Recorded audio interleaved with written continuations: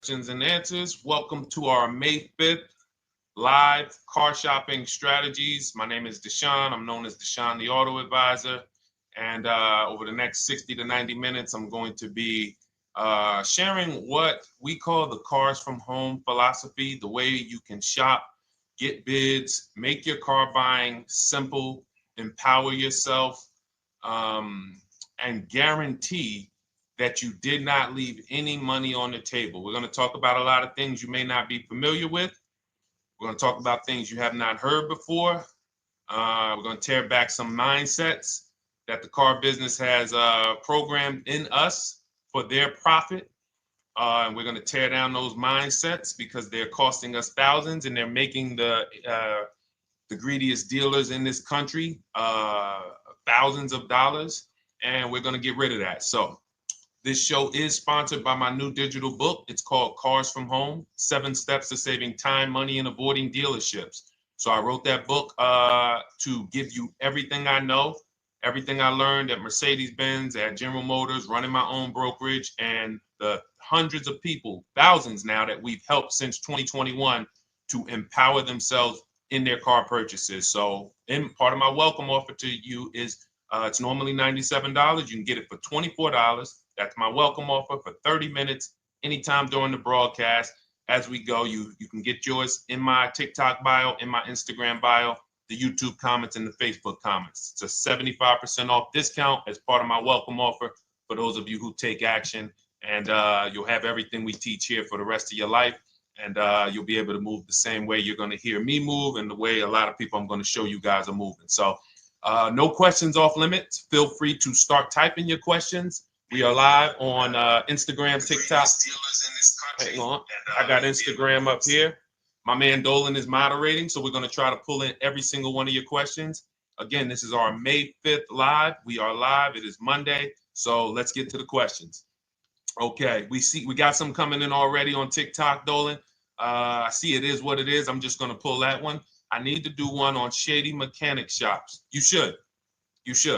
If that's your area of expertise, the public needs to know from someone who's an insider what is going on in mechanic shops. I'm sure they get a lot of value. If you guys want, it is what it is to launch a channel teaching people how to avoid shady mechanic sites, type ones in the chat so he can know that he should go ahead and do that. Or she. I can't see if you're a man or woman. But let's get some questions going. Yasoy Tommy, I see you on TikTok. Interested in leasing, but I know I will go over the mileage. I drive a lot. Well, here's what you do. Give you an example. I'm leasing right now. I've never needed more than a 15,000 mile per year lease. So all of my leases have been 12,000 miles.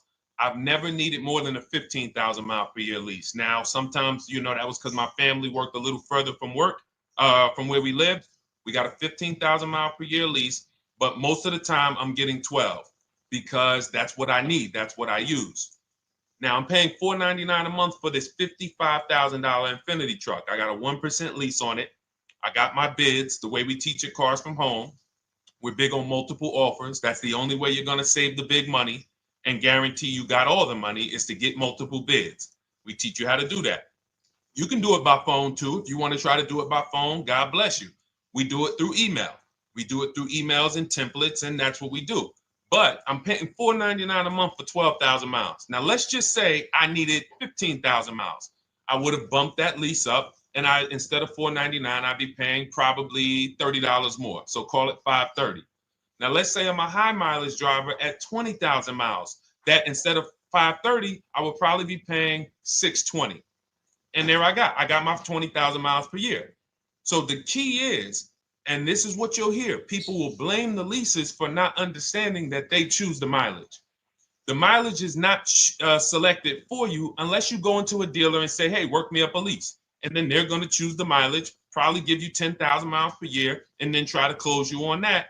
But that's not the way we shop. We're going to shop and we're going to adjust our miles based on what we need. So if I needed 20,000 miles per year, I would probably be paying $620 instead of $499. If I needed 25,000 miles per year, I would probably be paying $680. So I'm just paying, we get what we need and we enjoy our leases. because when we buy these cars and we drive ridiculous miles, we depreciate our cars, we destroy the value, and then we still have a loan on it in a lot of cases for a vehicle that we have destroyed the value in because we put 60,000 miles on it in 3 years. So our loan is moving very slow, but our vehicle's value is dropping through the ground very fast, which is typically how we end up with $15,000, $20,000, $25,000 in negative equity. I used to see it all the time in dealerships, especially when I was in when Uber took off. When Uber took off, year later, 2 years later, 3 years later, we had tons of people coming in with Hondas, coming in with various cars that had 200,000 miles on them, but they still had 3 and 4 year loans left. And, that's just a recipe for disaster. That's a recipe for disaster. So you should not be leasing, though, if you keep your cars 8 years. Some of you familiar with the 8-year rule, you understand. Everyone should not be leasing. I want to make that clear. Some people say, Deshone, you believe everyone should be leasing? No, I don't. If you are not keeping your cars 8 years, then you should be shopping for below market leases.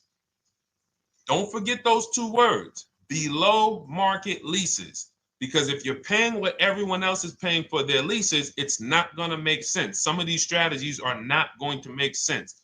You need to be getting below market leases.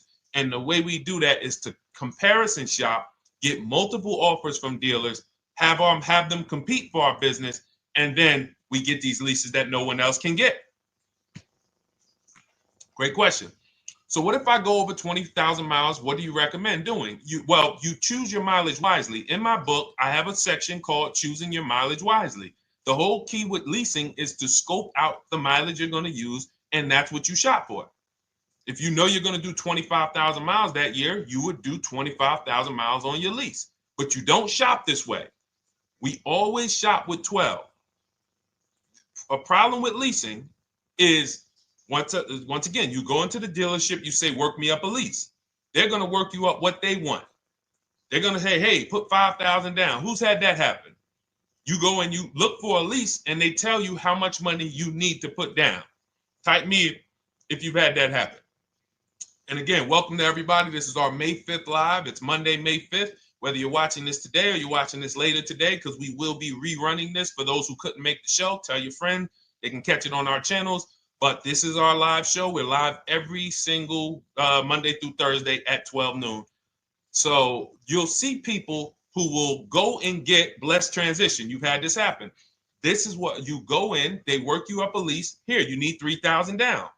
Yeah, you need 3,000 plus your taxes and fees. What do you want to do? So that's them customizing our leases. We never want to do this. We want to customize our lease and run it like this, a template. All your leases you get with, ready? 12,000 miles per year. First month's payment only due at signing. That's it. 12,000 miles per year.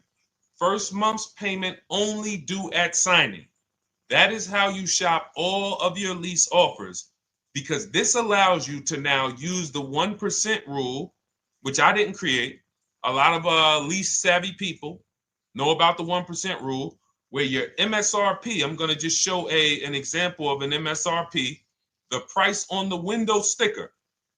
Every lease is going to be brand new, guys, or either close to it. The price on the window sticker is the price we go by, the MSRP, and we're going to divide our monthly payment into the MSRP. And once we get that, the number, that's going to tell us if we got a 1% lease, if we got a 1.5% lease, if we got a 1.8% lease. And what we did was I created the 1.5% rule to know we were overpaying for leases. You don't have value when you lease something over 1.5%. But let's keep it to the point. The point is you're shopping all your leases, first month's payment due at signing, 12,000 miles per year, and then you're using the 1% to 1.5% rule to gauge the value. Once you find your best offer, that's when you go and you say, can you please adjust the mileage down to 10,000 because that's all I need, or up to 15,000 or 18,000. You shop your offers with 12. You find your best offer concerning what value is, 1%, 1.2%, 1.4%. You lock that up, and then you tell them, show me what the payment will be with 20,000 miles per year or 15,000 miles per year. That's going to keep you from walking into these 80% dealers which are never going to give you a below market deal. When they drop their prices, they're never going to drop low enough to beat their competition. That's why their name of the game is them keeping you from checking their competition. And then you avoid these people, you find those deals, and then you adjust the mileage with that dealer. But choosing your mileage is very important with a lease. And that's why you should take 5 minutes, 10 minutes, tally up your lifestyle over the next 3 years, and you choose your mileage that you need. Great question. Let's go, Dolan. I'm getting married today. Congratulations to Ash on Facebook, everybody. Ash is getting married today. Congratulations. May God bless you with a healthy, lifelong marriage. Hallelujah. All right. Angel on YouTube says, can I lease for 36 months, then purchase to have a lower payment instead of buying at a higher payment? Now, what he's asking or she's asking is, I want this new car, but if I buy the new car, then I'm going to have to pay for the new car, in which case it's too unaffordable. So can I lease it first and then buy the difference at the end? Yes, you can. Let's talk about why that's not that financially wise. There are signals, guys, that tell us we are looking at vehicles that are too expensive for us. Signals. Would anyone on here take a 50-year mortgage? Anybody? Anybody? We got some smart people on here. Anybody volunteering for the 50-year mortgage, ladies and gentlemen? Anybody? Come on, somebody.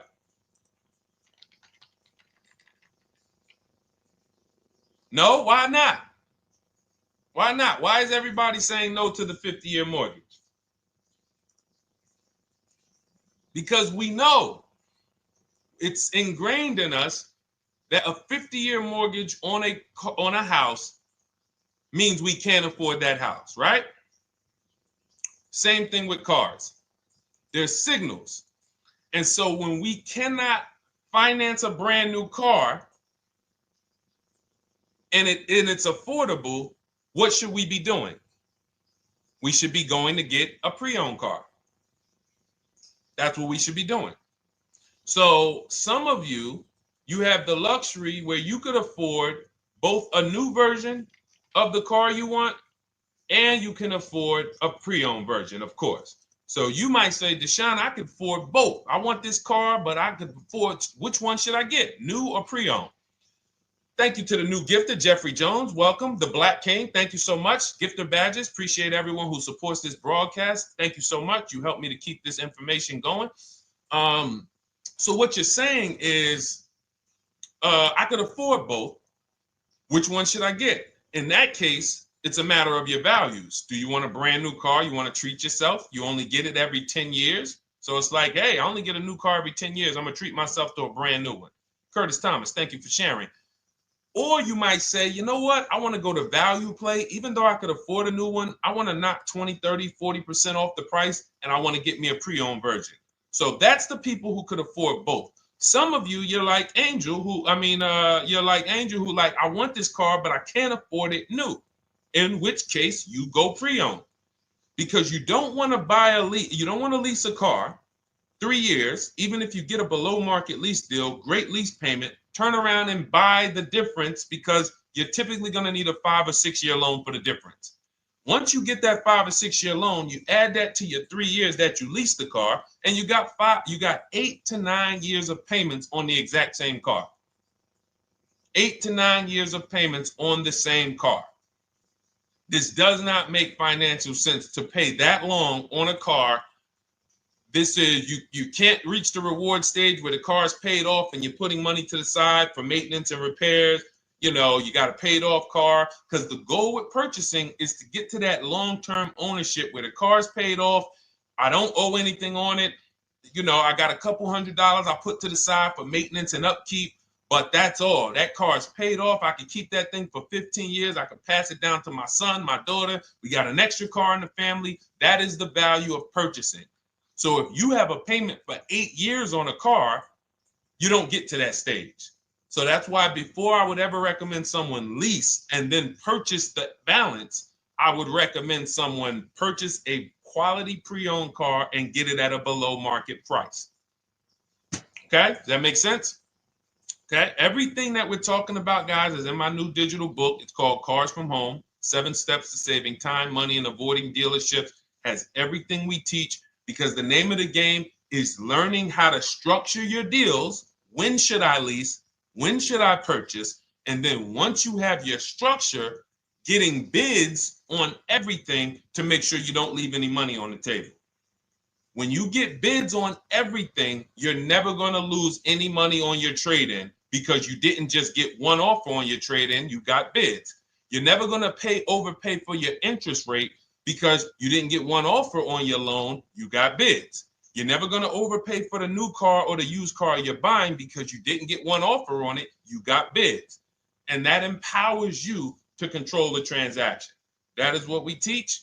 That's in my new digital book, step by step. You can get your copy for 75% off, normally $97, but it's part of our welcome offer for 30 minutes. You got it in my TikTok bio, Instagram bio, YouTube comments, or the Facebook comments for $24. Okay, enjoy it, use it. All right, let's keep it going. I need to buy a car. I want to know how to buy the advertised new the new SUV vehicle for under $10,000 or even under $20,000. I don't really understand the question. Let me read it again. I need to buy a car, and I want to know how to buy the advertised new vehicle for under $10,000 or even under $20,000. Are you saying that's the discount you're looking for, or are you saying that is my budget? Please let me know. I don't quite understand. Go ahead to the next one, Dolan.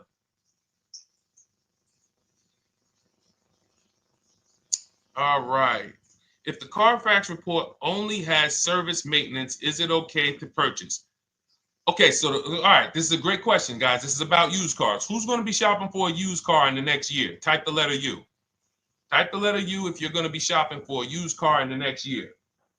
And for those who just joined, this is our Monday, May 5th, live car shopping strategies. So we are live every Monday through Thursday at 12. And for those of you who are watching the rebroadcast later in the day, you can, you'll get your questions answered. Somebody might ask a similar question, or you can join us Monday through Thursday at 12 live. Yes, so we got a lot of people who are going to be shopping for a used car. We got Buffy on Instagram, Fran Bar. Who else? A lot of people not buying? Okay. Instagram, the only people buying used cars? Okay, well, let's talk to you guys. Listen, so here's when you're looking at a used car, what you're focused on is first the service record. First the title history. What is the title history? That means, is it a salvage car? Is it a frame damage car? Is it a now, well, let's start first. Where do we find these cars? Let's start there. We're not going to lots. We're not stumbling onto people's lots. That's what they want. We do not want to go through our neighborhoods looking for used cars. Anybody who does not have a used car on a website, they're trying to take advantage of you, because that is unadvertised, that they don't want to be where the competition is. That is not the way we're going to move. And for years, it was like that. You drive past a dealership on the weekend, you see hey, oh, look, they got this nice yellow car, a nice big red car outside, and you just pull right in. That's 2005 stuff. Now, every used car, we need to be able to compare it to the whole market, which means we need to see it on a website, on a marketplace. So we're opening up, this is called my multiple marketplace strategy. We are opening up, and some of you are going to need a pen if you're going to really, or unless you're going to watch the rebroadcast, because I'm running stuff past you that, you're trying to buy a $30,000, $50,000, $100,000 car. We're not talking about how you're going to get a couple things from Amazon and, set up a little home studio for $2,000. We're talking about the second most expensive purchase most of you are going to make. So it's understand that you're going to need to focus in order to get the most out of what we're talking about. So we're going to go to the marketplaces. The marketplaces are Carvana. They sell their own inventory. CarMax, they sell their own used car inventory. Driveway, they sell their own used car inventory. We're going to go to now dealerships. AutoNation, they sell other people's, they sell their own. They buy and they relist it on their website. But then you have Car Gurus, you have Carfax, you have Kelly's Blue Book, no, not Kelly's Blue Book. You have Auto Trader, Car Gurus. So we're going to all these marketplaces, we open them right up in one tab. So now what we're doing is we're putting in our criteria, and what we want to do, we want to go 100 miles out. Even if you're not willing to drive 100 miles out, you want to see what the whole market looks like within 100 miles. So now, if you know what you can afford, then you can put in your price criteria. I have a tool that I created. It's called the Perfect Budget Calculator. Some people who have my book, you've used it, where you put in your down payment preferred, you put in your interest rate, you put in any equity from your old car, and it tells you, because what you tend to miss is the fees. That's what you tend to miss. So if you're not using this calculator that we created, you want to add another $2,000 or so, because you got to factor in the fees in that budget. Some of you go out and say, man, I think I could afford $30,000. Then when you find your car, they bump you up to $33,000 because you didn't factor in the taxes and fees.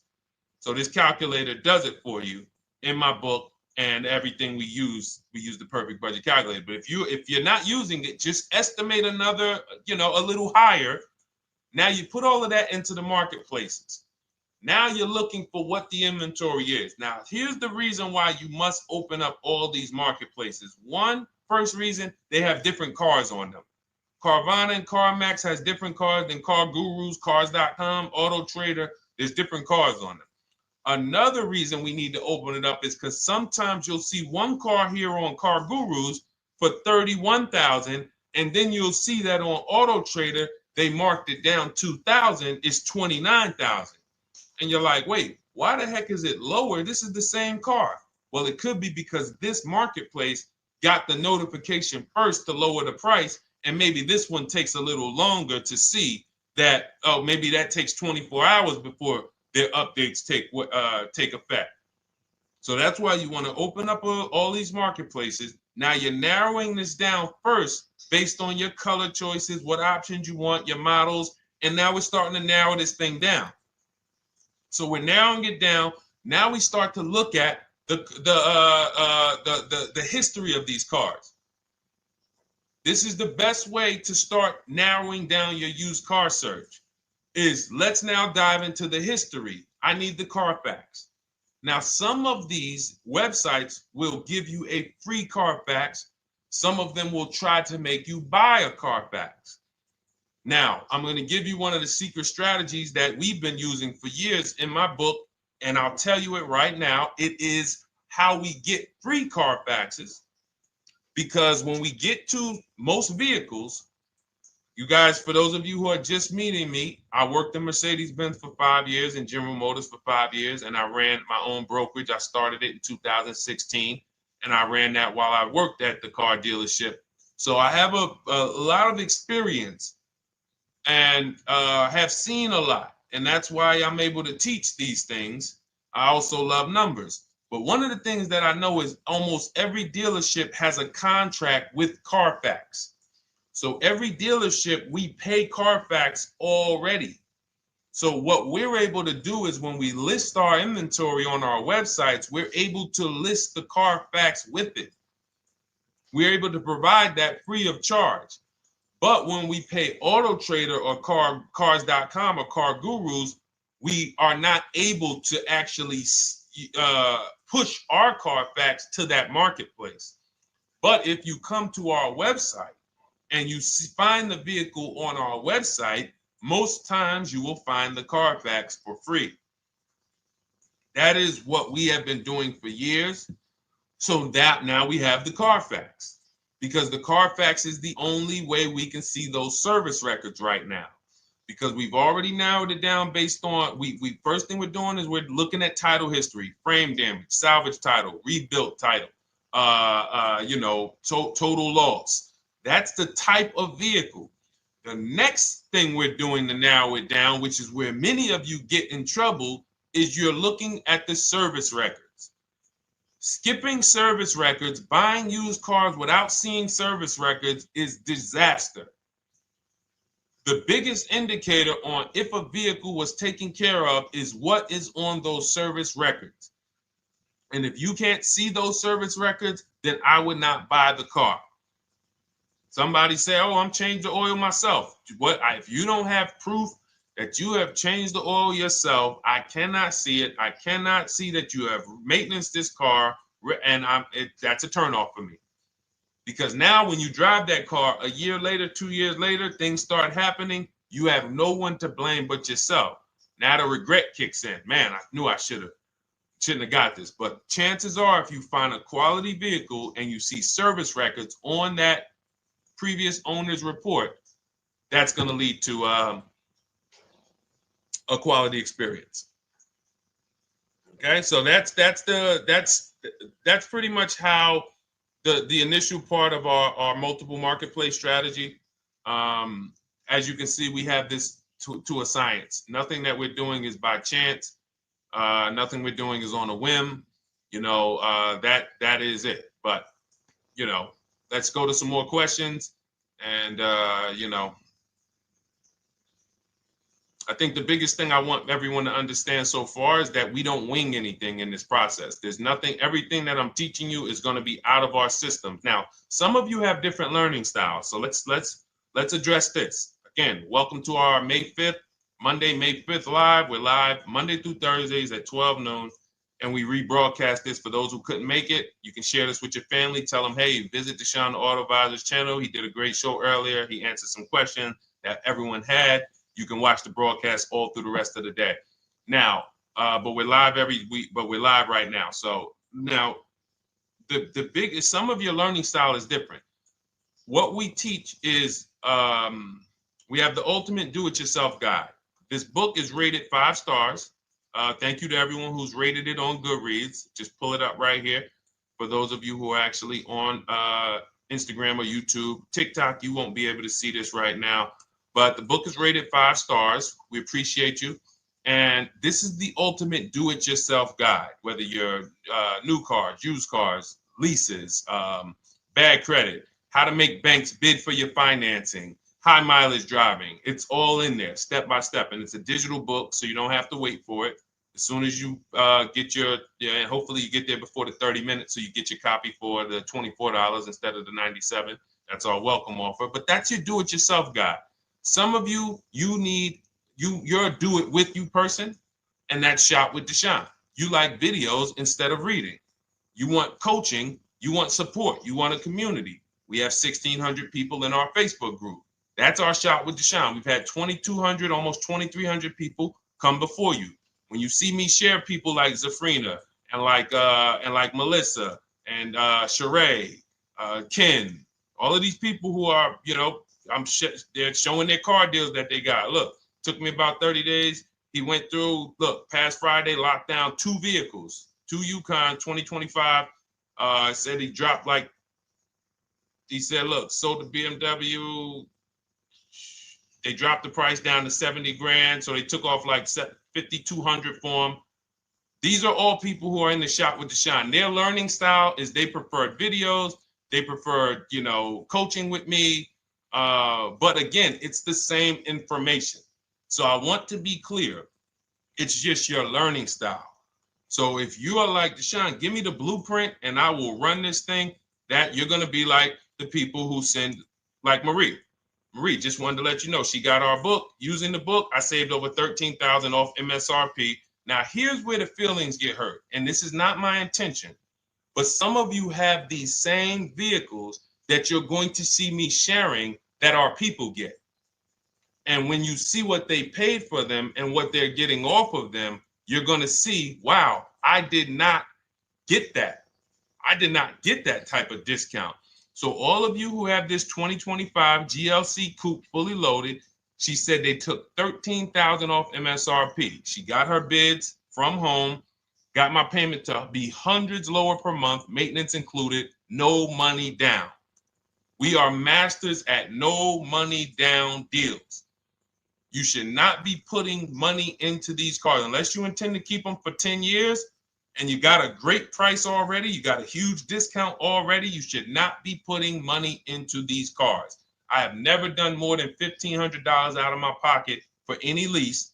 And when my car that I bought, I put money down on that because I bought it to keep it. But everything else, we are shopping with no money down. So you're going to see that a lot. So again, depending on your learning style, you can head to my bios and to the comment sections, open the Cars from Home Toolkit, Shop with Deshone might be right for you. I don't care how you get the information as long as you are saving the money. I don't care. If you could do it with a $24 book, do it with the book. I would rather you say, man, this guy Deshone helped me. I bought his book. I got it on the sale because he did the welcome offer for $24. And man, I done got 4, 5, 6 cars using this thing. And all I paid was $24. Congratulations. I will celebrate that. I wish that for everyone, but that's not everyone's learning style. So, okay, Dolan, let's keep it going. I'm sure we got a lot more questions coming in. Molly from Facebook, great to see you. Needed to be here. Well, I'm glad. I just ordered a new vehicle last week, expected to arrive in 3 months. I need a breakdown of how to get out if the options they want, get out of the options they want to the MSRP. Well, first of all, what you want to do is you want to get bids now. You do not want to wait. Those of you, she's ordered a car. She's scheduled to be here in 3 months, and she has not locked in her pricing. Now, the reason when we order a car, we are always getting our bids first because the closer your car comes to arrival, the less leverage you have. They know once that car comes in there, she's been waiting for 3 months. She is not going to want to walk away from this car. She is not going to want to do this all over again. And they're going to probably take a shot and say, or if you look for a discount at that point, you probably are going to be like, no, I'm sorry, we can't give it to you. So what we're going to do is we have to now send that request out. Now, there's 2 ways for you guys to do this, whether you're leasing or purchasing new cars. 2 ways for you to do this. You can do it your way, which is calling around. Calling around, not going into dealers, calling around, ask for sales managers, try to get yourself at least 5 offers. Because the only way you're going to see how overpriced the offers are is to actually get multiple offers. So I'll give you an example. I'm showing you guys on the screen what a market report looks like. So we also have a division. We shop for people's new cars and their leases if they have good credit. So when you see, oh, I tried to pull it up. It's not loading. So what you're going to see, and some of you who've used our stuff, you can testify to this. There is a huge spread between the best price and the worst price. Huge spread. So in order for you to know you actually got the best price, you need to see 4 other offers that are higher. I'm going to say that again. Thank you to all the gifters on TikTok. Thank you, Jeffrey Jones. Appreciate it. You need to see other offers that are higher. So let's go back to my car. This dealer who won the bid for my Infinity truck saved me over $8,000. Now, he said to me when I was making the deal with him, he said he knew that I was not going to find a better offer because he had used a special coupon he had to apply towards the deal. He needed the deal that month, and that's why he won the bid. So he's able to take off $8,000. If I was purchasing, I would have got $8,000 off the price. But I leased it, so my lease payment was $499 a month with $1,270 down total. And $1,270, $499 of that was my first payment. So every other offer that I got, $560, $605, $640, $700, $750. That's how you know you did it right. If you don't have a bunch of the 80%, we call them. This is the 80%. Some of you have heard me say we don't negotiate with dealers with fake fees. It's a losing battle because even when they take off all the fees, they're still super high.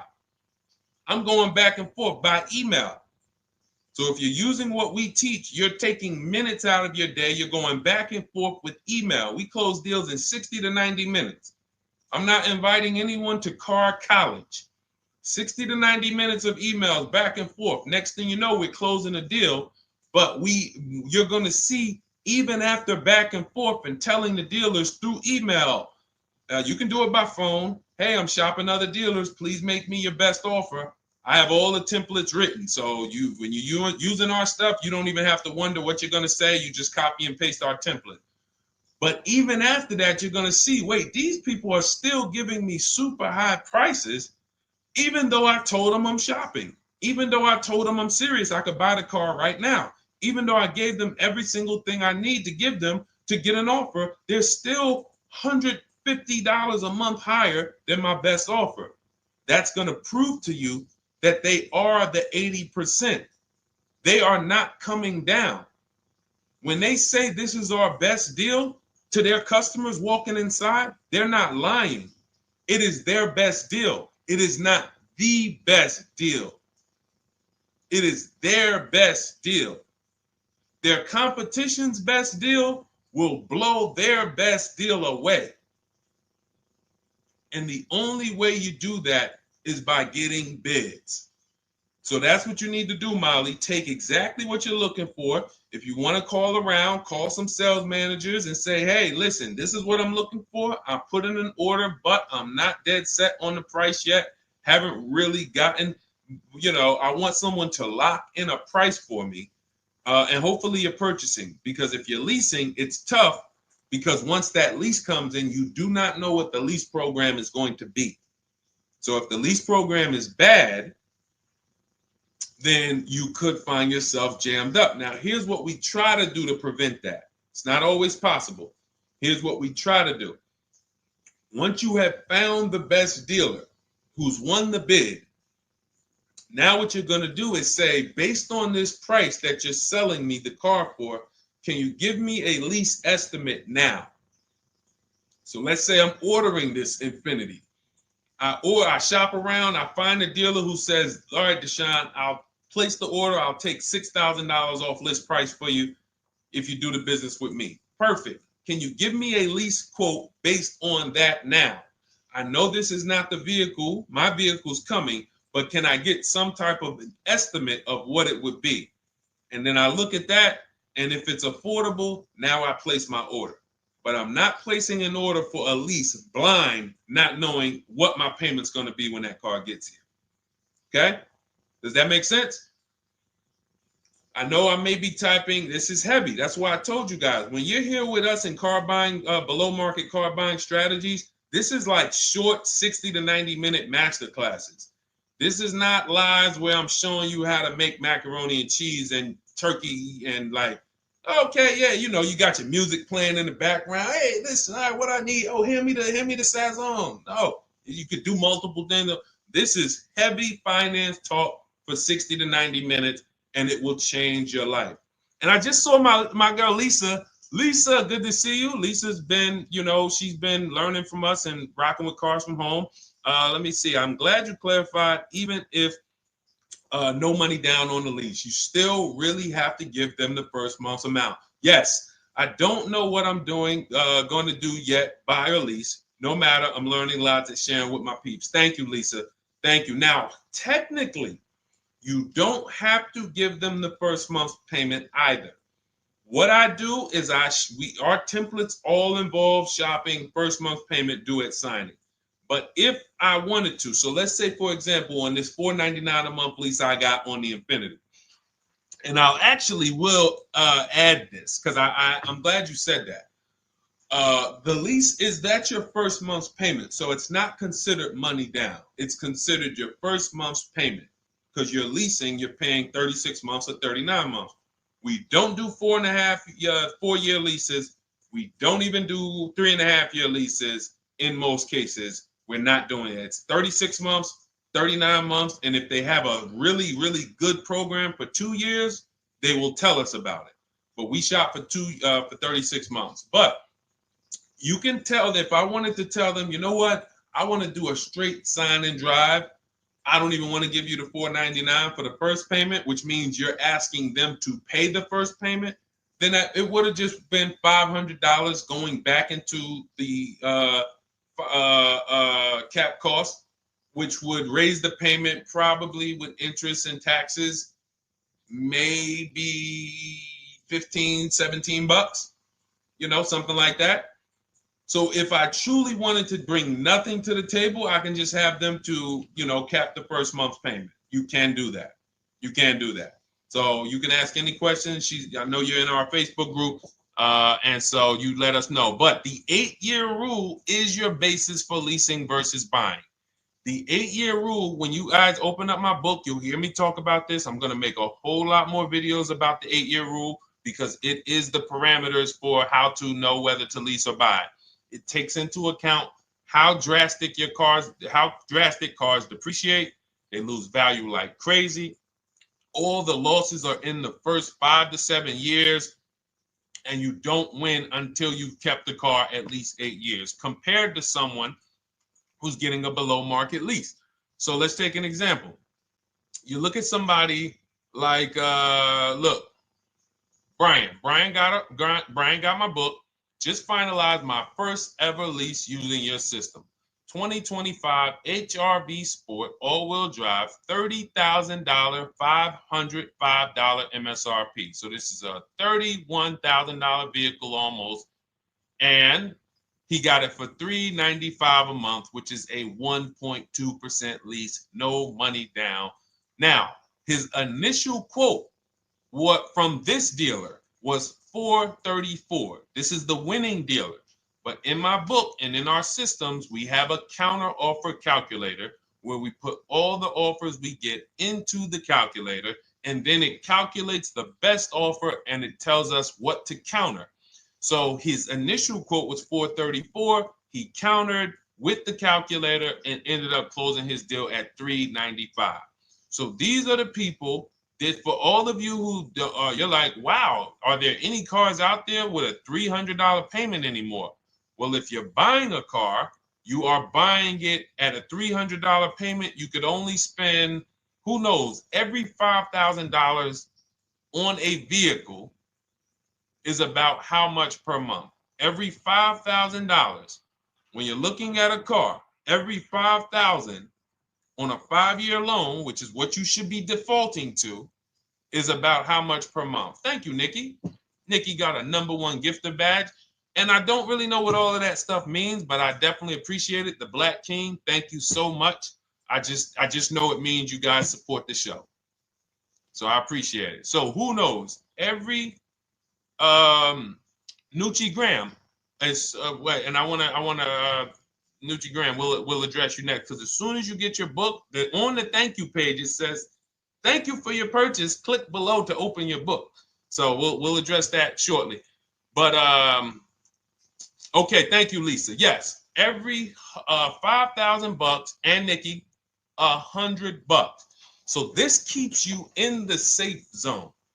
When you are looking for how much loan I'm going to take, you are looking and saying, every $5,000 is going to cost me roughly $100 per month. So if I want to spend $400, then my loan needs to be about $20,000, which means I'm looking at this car. If I'm going to buy it for $23,000 plus fees, and I want to be at $400, I'm going to have to come up with some more money down, because I need to get my payment here. I need a $20,000 loan. I'm not going to go in looking at a $20,000 car and thinking, man, can they get me to $250 a month on this? No money down, because the math doesn't make sense. Because the only way they can get you to that is to put you in a 7 or 8 or 9 year loan, which is a horrible deal. And they've done it to a lot of people, because you go in and you just say, get me to this monthly payment. And they're like, well, you didn't say how long. You come in later, hey, man, my loan is, I remember, man, a guy called me, and this is, unfortunately, people are not trained to look at how long their loan is. Early in my career, I think I was still with General Motors, and a guy came in and he had some vehicle, And he was like, you know, D, could you look at this, man, and tell me, because I don't, you know, I'm trying to get out this thing, man. They telling me I can't get out of it now. That's a recipe. You bury yourself when you make these types of moves. They're saying I can't get out. I looked at his contract. It was a 96-month loan. 96-month loan. So he's in a 96-month loan at a high payment. He's going nowhere. And what it came from is him going in and saying, hey, get me to this payment. My payment's affordable, but how long is the payment? That determines what you're paying for the car. So when we say, yo, are there $300 payments out there? I'm showing you.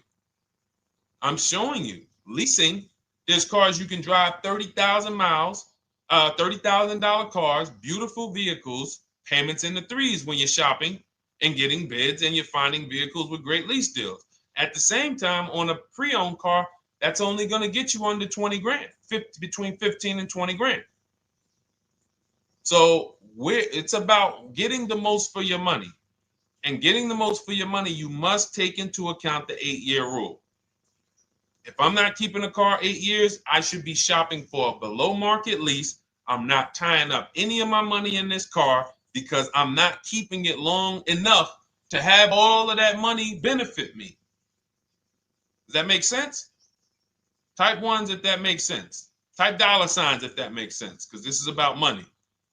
If I'm not keeping the car 8 years, then all the money I'm going to tie up in the car to pay for it, to pay off the loan, to do the maintenance, to change the tires, to change the brakes, to change the oil, to change the brake fluid, the transmission, all of the money I'm putting in that car, just normal maintenance. I didn't say anything broke. Normal maintenance over 7 years. I'm not going to keep the car long enough to have that make sense. Whereas had I leased, I'm just below market leases. I'm just literally paying cents on the dollar, changing my oil. Most of the times I'm out the car before I need brakes, unless some of you are driving 15,000 mile a year leases, and then sometimes you will replace the brake, but it still does not compare to the cost of purchasing. And, you know, throughout the show, I'm going to show a lot more lease deals and a lot more discounts. But the reason why I show you guys the lease deals is because the money doesn't lie. Unless you're just hell bent on paying more, the money does not lie. You can't compare when I was, you know, I'm driving $40,000 cars. My payments have a 3 in front of them. And my friends are driving $20,000 cars and their payments have a 3 in front of them.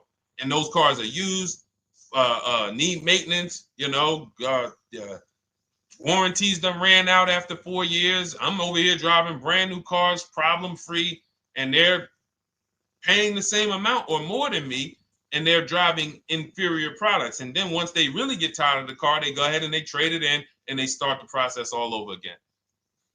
It's just it's bad financial advice that the car business never trained on, and they just love for people to be ignorant. But we're not going to be ignorant here. All right, Dolan, let's keep it going. By the way, all of you who just joined, this is our Monday, May 5th live. We are live every Monday through Thursday at noon. So for those of you who may be watching the rebroadcast, we rebroadcast the show all through the day. So for those who missed the show, you can either, you know, or some of you want to tell your friends, oh, hey, you're shopping for a car, go watch this show. And we'll rebroadcast this show all through the day. And we rebroadcast all the episodes through the weekend. So for those of you who didn't have time, you're like, man, I want to catch up on all the shows, all the questions that were asked. We'll rebroadcast those through the weekend. But we are live every Monday through Thursday between 12 and usually 1:30. You can have your friends and family tap in. You can bring your questions, and we try to get to as many as we can. All right, Dolan, let's keep it moving. Let's get to some more. What are the companies for loans? Well, there's a lot of them. First thing you want to do is, so we teach something called the bank bidding war. This is a question, because here's my question to you guys. Where do you get your car loans from? Here's my question to you. And I'm going to tell you how we should change the answer, because I know what some of your answers are going to be. Where do you get your car loan from? Some of you are going to say my bank. Some of you are going to say the credit union. Some of you are going to say the dealership. But all of those are not the answers we want to go with anymore. Here's the answer. You got it, Nikki. I love Nikki. Whoever gives me the best rate. That is going to be the answer moving forward. If you're using what we're teaching, that's your answer. Whoever gives me the best rate. What, in other words, whoever wins the bid. So what we're doing is we are not just going to our credit union and having them run our credit, give us a rate, and now we going out and we're shopping with a check in hand and we're shopping with our back against the wall because the bank says, well, hey, you know, your pre-approval expires May 17th, so you hurry up and find a car or you're going to have to come back and run your credit again. Now we're over here and our bank is putting our back against the wall. That's ridiculous. So what we do is we use what you should do is you should look at the average interest rate. If you have average credit, look at the average interest rate, and then you use that to budget. Again, I have a calculator that we invented. It's a proprietary calculator. You can't find it on Google. It's in my book. It's in our course, Shop with Deshone, in our checklist, our video checklist. This is stuff that, again, we don't, if you notice stuff that I teach, it's not anywhere. Deshone, why can't I find an 8-year rule on YouTube? It's because it's Cars from Home. We created it. I can't find the 1.5% rule. No one else teaches that because it's our intellectual property. We created it. I don't mind people saying it, but they need to understand we didn't find this stuff. We created the stuff. So calculators, we invented them. So this calculator you take this interest rate, but even if you want to use a standard payment estimator calculator, you can take just what I said. Remember, add a little bit more for the fees, because that's what you're not taking into account. The fees, the taxes, and that's where we get in trouble. My calculator, our perfect budget calculator, does that for you. So now you want to look at the average interest rate. Type in average rates for cars. Use that for your budget, just so you can know about how much car I can go and get. So between what I told you about the 5,000 being $100 a month, and that last part about, adding a little bit more and using the average interest rate, you should have a good gauge on a range of car to go and shop for. Now, once you now shop your market, whether you're shopping new or whether you're shopping pre-owned, once you find no one's touched your credit till now. No one has touched your credit with a hard pull, especially not. We do not, in order for this to work, like what Nikki is saying, where you're only giving your business to the bank or credit union that gives you the lowest APR. In order for this to work and for you to be able to shop freely, no pressure, you need to make sure you don't let anyone run your credit with a hard pull before you find your best deal on a car. Soft credit pulls, estimates of budgeting, the way I just said. Now, you go out, you find your car, whether it takes you a week or a month or 3 months. Bang, I found my car now. You lock the car up, put it under contract, you leave your deposit. You never, ever. How soon when you get a car does the dealership want you to take it? I like asking questions like this because we can prove how predictable most of the car business is. How soon after you purchase a car does the dealership want you to take it? Thank you, Janae. Immediately. Now, the reason for that is, there's various reasons. There's various reasons. Right then and there, Molly, yes. But what I want you guys to focus on is what you lose by taking it right then and there. You lose the ability to shop the interest rates. And shopping the interest rates is very important because you'll always wonder, could I have gotten a better rate? So what you do is you lock the car up, you let them know, hey, I'm going to go home, just give me my, let me get my paperwork so I know exactly how much I need to tell my bank. And here's the key, if you guys can beat what my bank or credit union gets says, then I'll give you the loan. See, some people think that I teach don't let the dealerships compete. I never teach that. What I teach is don't let the dealerships be your first offer ever. They are always your last offer, and they're competing against other offers that you got. So now you're going home, your car is waiting, you're going to see what your bank, your credit union can do, and then you go online. You can go right online. Auto loans online, auto financing online. Let all of these banks and credit unions access your credit now with the hard pull, because there is an article that Experian did, and you can find it on almost any credit bureau, wrote an article on rate shopping. They allow you to have multiple lenders compete for your business within a small period of time. They say the window is 14 to 45 days. So if the window is 14 to 45 days, how quick do y'all think I want you to do it? If the window says, because that's a big window, as long as you shop within that window, at the end, those multiple inquiries will have the same weight on your score as one inquiry, because it looks as if you were shopping and you were doing your due diligence. Thank you, Greg, Sheila, with these gifter badges. I don't know. It's like a nice. I appreciate it, Glendale. Thank you. So with these, when these banks are competing, what you're trying to do is say, everyone here on my end, we call this the bank bidding war. This is round two. Round two is you are bringing your car home. I'm sorry, you are at home. You're going online. You're calling your bank. You're calling your credit union. If you have one, you're going online. This will take you literally one day, not even. This maybe take you an hour. Because if they say that the window to shop is between 14 and 45 days, I want you to do it in 24 hours. We want all the competition in 24 hours.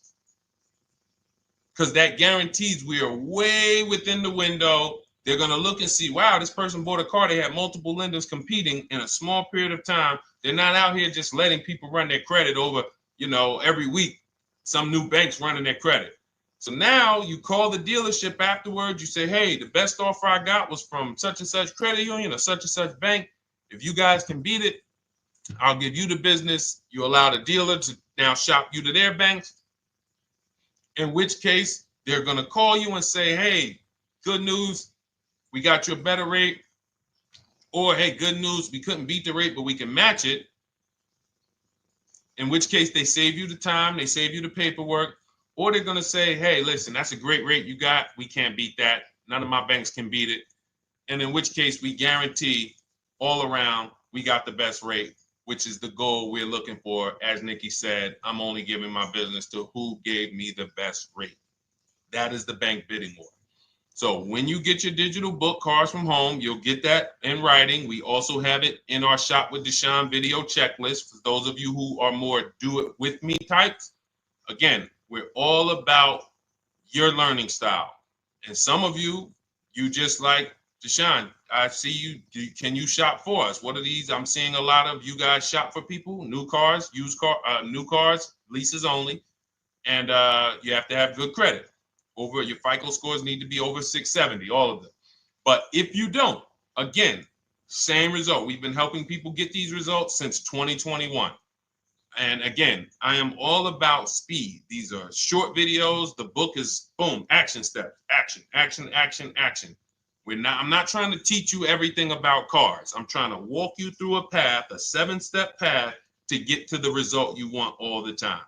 Okay, I'm not taking you to car college. You're not going into the car business. You just need to know how to get the best deal. And that's what it's about, step by step. Okay, but for those of you who are just coming on, this whole show is sponsored by my new digital book. It's called Cars from Home, 7 Steps to Saving Time, Money, and Avoiding Dealerships. It's a digital book. Everything we teach about new cars, used cars, leases, below market financing, high mileage driving tips, bad credit tips for those of you who have your credit is not going to qualify you for everything else we're talking about. You need specific strategy.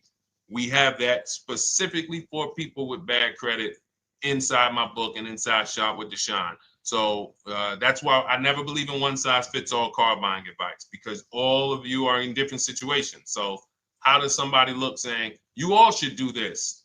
We're all in a different situation. I have a trade-in, he doesn't. He has a lease that's coming due, he doesn't. Oh, he has a lease that's coming due, he has equity in it, we need to help him get that equity out. He has a lease, it has an equity, but it has a third-party restriction. We can't talk to people the same. That's why everything we do is custom and letting you know, no matter what your situation is, it's very common to us. Very, very common. So, all right, let's keep it going. We got some more time, Dolan. Pull them up. More questions. All right, yeah, I see we got a couple more coming in on TikTok. How do I get the book? Well, the book is in my TikTok bio. In my Instagram bio, there's a website there. It's Cars from Home Toolkit. And then you'll see the welcome special for $24. So the book is normally $97, but as part of our welcome special, you got 30 minutes to get yours for $24. So you won't pay the $94. You get 75% off. We also have a link for you guys on Facebook and YouTube in the comment section so you can get your copy. And if you're going to spend a couple more minutes with us, I would appreciate if you share the broadcast with one person that you care about. So that can help. We can help get this information out, and we can help change lives.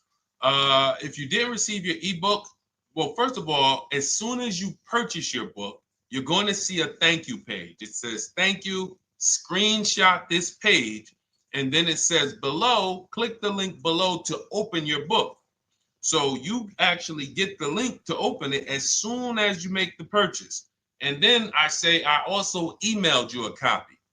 So sometimes people type their email in, one letter's wrong. Obviously, we can't send a book to an incorrect email, which is why I have my support team's email right on there, so that if you don't see that book within 5 to 10 minutes, you email my support team, hey, I didn't get the book. They'll get you the book right away. So as you can see, I want you to, Dolan, can you put up, do we have anywhere with, we can put up the support team's email for this person, and just send an email to support. There you go. Thank you so much. Support at Deshone the Auto Advisor. Thank you, Dolan. Best moderator in the world. All right, so shoot them an email. Just let them know. Give them your first and last name, and they'll check the record, make sure that we have a purchase from you, and they'll send you your book right away, so you can dig right into it. Okay? All right, let's keep it. We work with clients all around the country. What I'll start doing, I wanted to bring some on here today, but I can't load them up. The system is showing an error. So I got a lot of people. I always bring tests. I always like to show results. So, you know, I'm a results person. So you'll see a lot of people that I share. Brian, who has our book, and, you know, his lease, Marie with her $13,000 off. All of these people made deals from home. They were not in a dealership negotiating this. You got, look, Frank, I bought your book, used your system, and just closed my deal and have positive results to report. I love when y'all email me, by the way. Like, please continue to do this. A caveat is I wanted a just released 2026 Genesis G70 Advanced, and there are no incentives. I could have gotten incentives on the 2025. However, I wanted the 2026, and I was willing to pay. So even with high demand cars, even with cars that are rare, this is the situation. I reached out to 20 dealers, and I received 9 offers for 36 months, 12,000 miles on a $58,000 MSRP.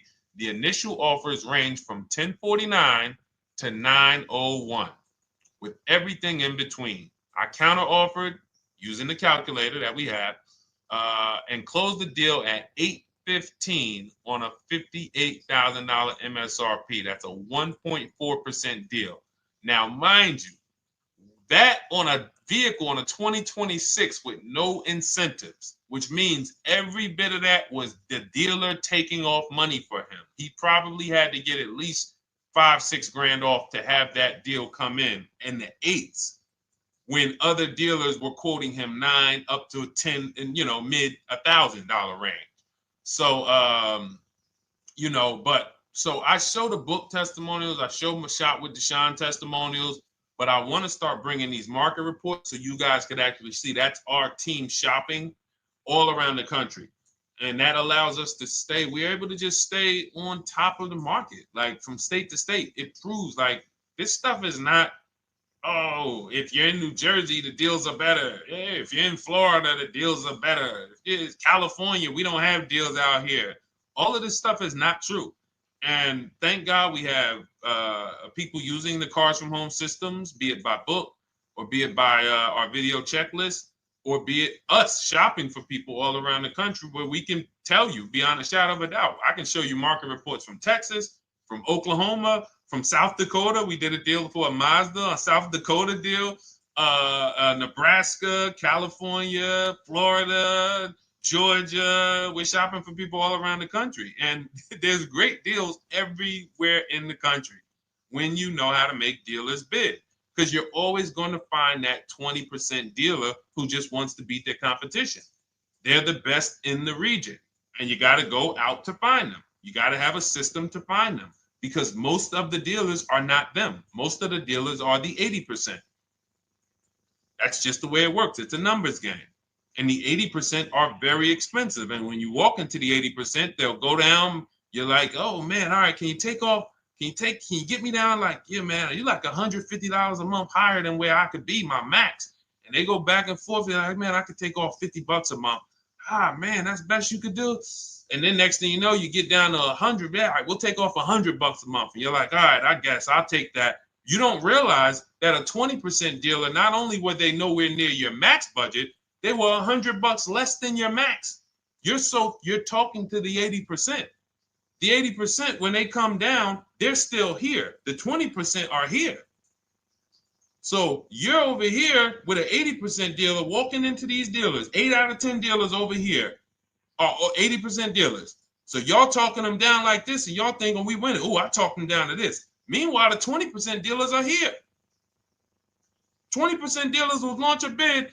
We gotta cut. Oh man, if this thing wasn't broken, tomorrow's show, I'm gonna bring on a lot more market reports. We got dealers who come right out. We getting offers 700, 790, 820. Dealer come right out 650. Boom, blow everybody away. Like, oh, let's go. We got a winner. Looks like we got a winner here. That's it. And then it becomes fun. As you can see, this is fun for us. When you change the way we shop, you shop and you start to you're going to be the prize. You're going to be the prize. So anyway, let's keep it moving. For those of you who have gotten your book, I look forward to you using it, empowering yourself, having these same results. For those who didn't know about the book, it is a digital book. You can get your copy for 75% off for 30 minutes in my TikTok bio, my Instagram bio, the YouTube comments, and the Facebook comment. And for those of you who've been on and you still don't quite trust us, you want to get started with maybe some free advice, go grab our cheat sheets. We have our free cheat sheets in my Cars from Home toolkit, totally free. Test us. Look at the cheat sheets, look at the strategies, look at the emails I'm going to send, guiding. Like I don't play around. So if you want to just say, test out, let me hear some free advice, start with our cheat sheets. All right. Yes, I'd actually answered that when I read that comment, Dolan, on TikTok about do we work with clients in New Jersey and New York? Well, yes. When it comes to shopping done for you, if you open the Cars from Home toolkit and you're like, Deshone, I just want to relax at home. You guys go shop the market for me. If you have good credit, FICO scores over 670, and you have and you're shopping for a new car or a lease, you can book a call with us and we can see if we can help you. Book a 10-minute call. It's free.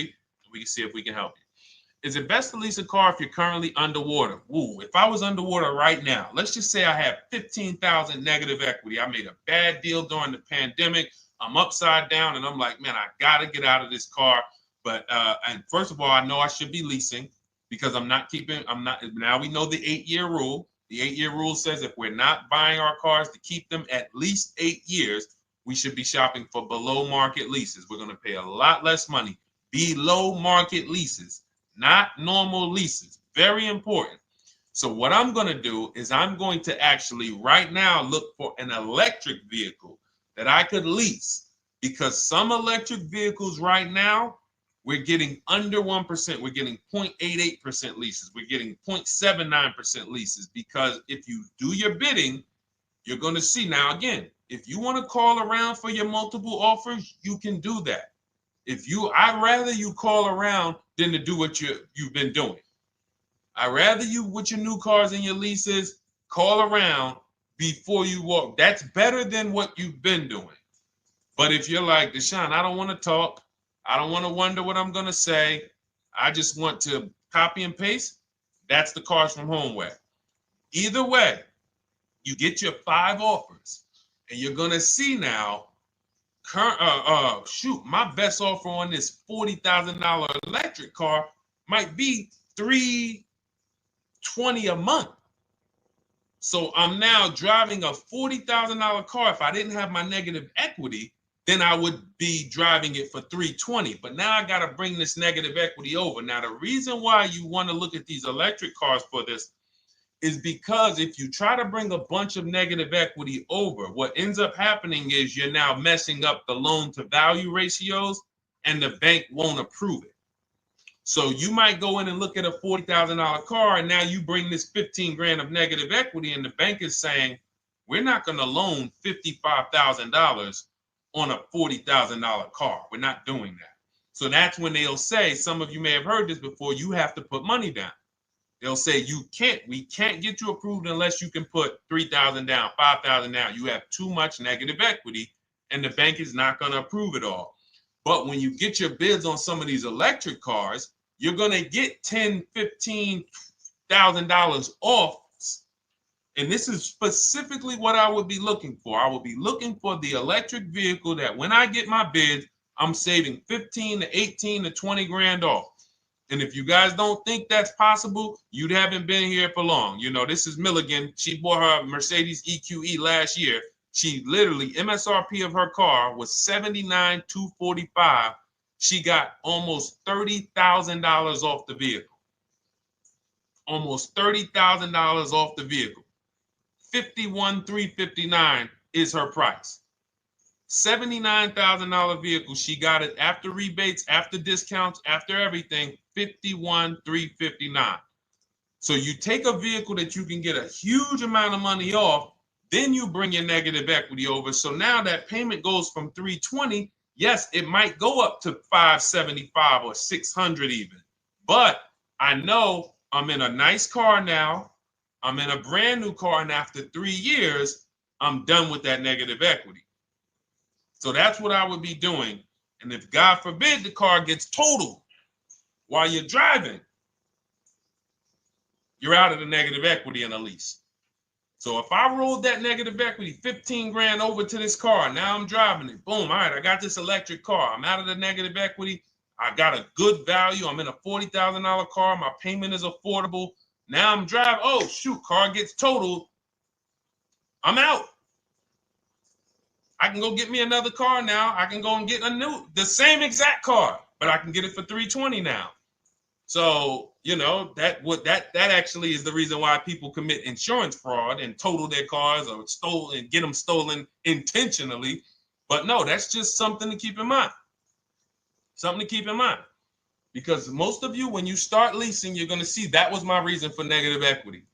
That was my reason I kept having negative equity, is because I wasn't leasing. And that was the reason I was paying more money for cars than I should have, because I wasn't leasing. And again, the key is getting below market leases. You walk into a dealership and say, work me up a lease, you're not going to have these payments that, you know, we're talking about here. It has to be below market leases. That comes through multiple offers. Only way. All right, let's keep it going. A lot more questions. No gap then. Is that your first time leasing? Well, no, we'll get to that. I see it's a little conversation happening on TikTok over here. By the way, everyone, this is our Monday, May 5th live. We're live Monday through Thursday. Tell your friends, please. I would love for those of you who are going to keep joining us to see some friends tomorrow, family members tomorrow, co-workers. When you are at work, when you're talking to people, if they say they're car shopping, I would love for you to invite them to our live shows Monday through Thursday at 12. And if they couldn't make the show, we will rebroadcast each episode for the rest of the day. So after today, after we end the show, if you guys want to refresh on some things or you want to whatever, you want to send people, we will rebroadcast this episode for the rest of the day. And then on the weekends, we put together a weekly compilation. We broadcast them all just for the people who couldn't make the live shows. But every Monday through Thursday, we are here. And yes, happy Cinco de Mayo to you too, Nikki, and to everyone who celebrates. All right, what do you think about waiting till December month, mid-month to buy a vehicle? I do not. Dealers need cars to sell before that. It's a myth. All right, we're going to dispel a myth, okay? When have we been taught that the best time to buy a car is? Thank you to everyone running up the likes on TikTok. We're at 3,400 likes. Every time you hear something you like, you double tap the screen. That makes a big difference. It sends a message to TikTok that we're doing something good over here. Okay, end of the month. Yes, sweet now. End of the month. So we're gonna peel, like I told you guys when we started the broadcast, right? We are gonna, yes, Molly, last day of the month, right? So this is what we have been taught. Last day of the month, come on in. That's where your deals are, right? Let's look at this logically. As a former car salesperson, the times where where I saw the dealer or myself being the most desperate was the times where we did not have a lot of customers. Sometimes you look up, it's the 10th of the month. They call us into a sales meeting. They say, hey, guys, we got to sell 200 new cars this month. We are only at 40. We are way behind. We are tracking way behind. Call anyone you know who's a real customer. We are entertaining every reasonable offer. Now, you've been taught there's a group of people that we know are coming at the end of the month.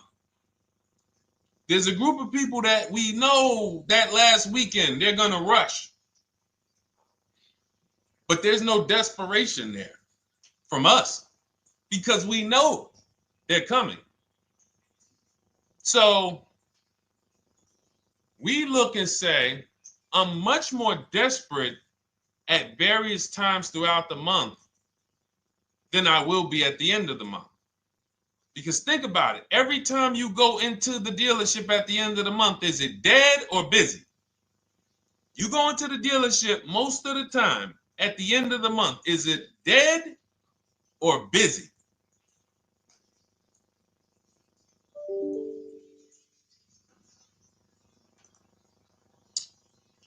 Thank you. It's a zoo. It's a zoo. Customers everywhere. That means all the car salesmen are not worried about making a deal. In fact, they're looking at you and saying, hey, Molly, thank you. Listen, I know you, look, I know the payment's $780 a month. I know you said you wanted to be at $499, but, we've been going back and forth. Can you work your way up, get closer to the $780? Because they know now we can take a shot. Because we have some other customers behind you, Molly. Did you see the people walking out? These people just walked out. They're mad. We don't have enough salesmen here. We got people waiting 40 minutes to speak with somebody. Do you think you're getting the best deal when that's the energy? Yes or no? Let's just be honest here. See, you might forget some of the lessons that we teach if you don't have our books and if you're not in our video checklist and coaching. You might forget some of the lessons, but hopefully you won't forget the stories. So you walk in the dealership at the end of the month, the place is a zoo. It's people everywhere. They're ringing bells. They got the big clown, donuts around. Hey, you want a donut? Do we think there's desperation? Thank you, Sheila. Thank you, Molly. There's no desperation here. And they don't magically wait till the end of every month to hit their numbers. Some dealers hit their numbers at the 25th of the month. Numbers are hit. We still got people coming in end of the month. So What we want to do to answer the question is we want to be positioned. What I like you to do, for those of you who are in an emergency situation, you need a car in a week, in 2 weeks, that's fine. Everything we teach can guide you. We've had people who got their cars in 3 days. Like that's not something that is let's see. This is my second go around, much easier, more relaxing experience. Calculator definitely helps. Turned in my CRV, got a 2022 Marcus, some dealers wouldn't do. Somebody, I wanted to read you somebody who got their car in like 3 days, 5 days. That's normal. Again, like I said, we're not taking you to car college here. Like you know, our step-by-step programs can get you to your cars in less than a week, 90 minutes. But you don't want all your car shopping to be emergencies, because here's where you want to be. You want to be able to say no for up to 3 months. Reason is, there's a group of people that walk into the dealerships. They're there right now. They're desperate. They're giving off desperate energy. They can't say no. They back themselves into a corner for whatever reason. If their leases are up, maybe they don't know you can get an extension. If your lease is up this month, you can call. You can get yourself an extension for 1 month. Some leases will be extended up to 3 months, up to 6 months. Those of you who have cars and you're like, Deshone, I'm shopping for a new car, but I don't need it. I just, my car still got some life to it, but, I want to look for something new. This is a position of power to be in. This is where you want to be. You want to be able to say to yourself, all right, let me look at the offers this month in May. All right, I'm going to follow up next month because the offers change. The used car market changes. The lease prices change. The dealer desperation, it changes. I'm not letting tariffs push me into doing something and making a bad deal. I'm not doing it. I'm not worried about tariffs coming, because there's going to be deals no matter what. If the prices of the new cars go up, what happens to the prices of our used cars that we're going to be selling?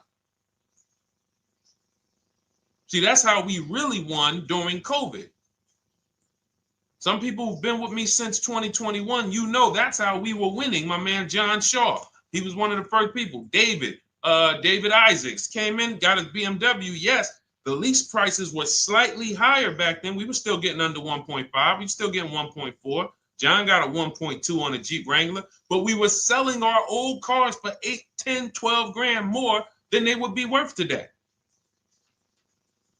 So even if the new car market goes up, we know how to maximize the prices of the cars we're getting rid of, and we're going to offset it. So we want to position ourselves to be able to say no. That is the strength. That's the leverage where we can say, you know what? All right, I'm going to follow up next month. Now we're telling the dealers right up front, hey, call me. I'm good between now and June 18th. I'm good between now and July 20th. So now what those dealers say is, okay, this is a serious customer. By the way, we have all this in templates. In my book, you fill out the template, you fill in, here's the day you can buy a car. This is your deadline. When we blast it out, these are things you can call dealers and you can tell them, hey, I'm good between now and anytime before the summer. Call me if you get a black one with the red seats and this package in it. If you want to call around, you want to do it that way, you could do that. But what you're letting them know is, call me when you want to make a deal. I can make a deal today. Let me see the numbers today. Great. All right. If sometimes you'll see that a car is a little bit out of the range we want it to be in, you might say, man, I'm looking for it to be around, 505. This thing's coming in about 550. Okay, maybe I'll check next month, see if the program gets better. You might say, all right, dealers are saying to some of you shopping for cars that maybe every dealer is not going to have it. When you reach out to the dealers, only 5, 6 dealers have it. But they say, hey, I got something coming in May. I got something coming end of May, June. Is that good for you? See, they're desperate customers. They can't say yes to that because they back themselves into a corner. But you guys now operating with a 90-day shopping cycle. If a deal comes today, I'm jumping on it.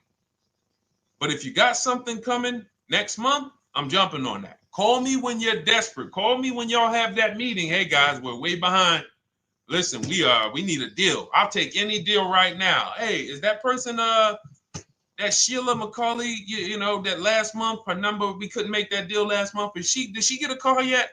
Hey Sheila, did you get a call yet? No, I'm still waiting. Okay, great. We can get to your number now. Perfect. Thank you. Positioned. So we want you to be positioned when you use what we teach, whether it's the Cars from Home digital book, whether it's the Shop with Deshone. For those of you who are like, Deshone, let's do this together. I want the checklist videos. I want coaching. I want to be able to pop into the Facebook group, ask around. We can't give you that for $24. No author can give you the support. I got tons of books. Dare to Be a Man, In His Steps, Tony Robbins' book. None of these authors can give me support for the price I paid for their book. That just can't happen. But some of you are like, you know what? This is a big investment. I want to make sure I have access to, you know, systems for life. That's the Shop with Deshone done for you video checklist. And then you got coaching direct with me in our Zoom calls every first and third Wednesday. Twice a month we do. And then we got our private Facebook group with 1,600 people. And then some of them are sharp as me. I'm telling you, let's look at, you know, y'all know I brag about Rosalie.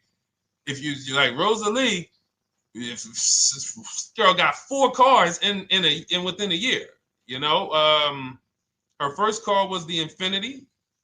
She got her Infinity truck. And I was sharing her a lot last year when she got her Infinity QX60, but she recently shared that she got 3 vehicles. And hold on, where is she at? I just had her up. So this is the people that's in the group.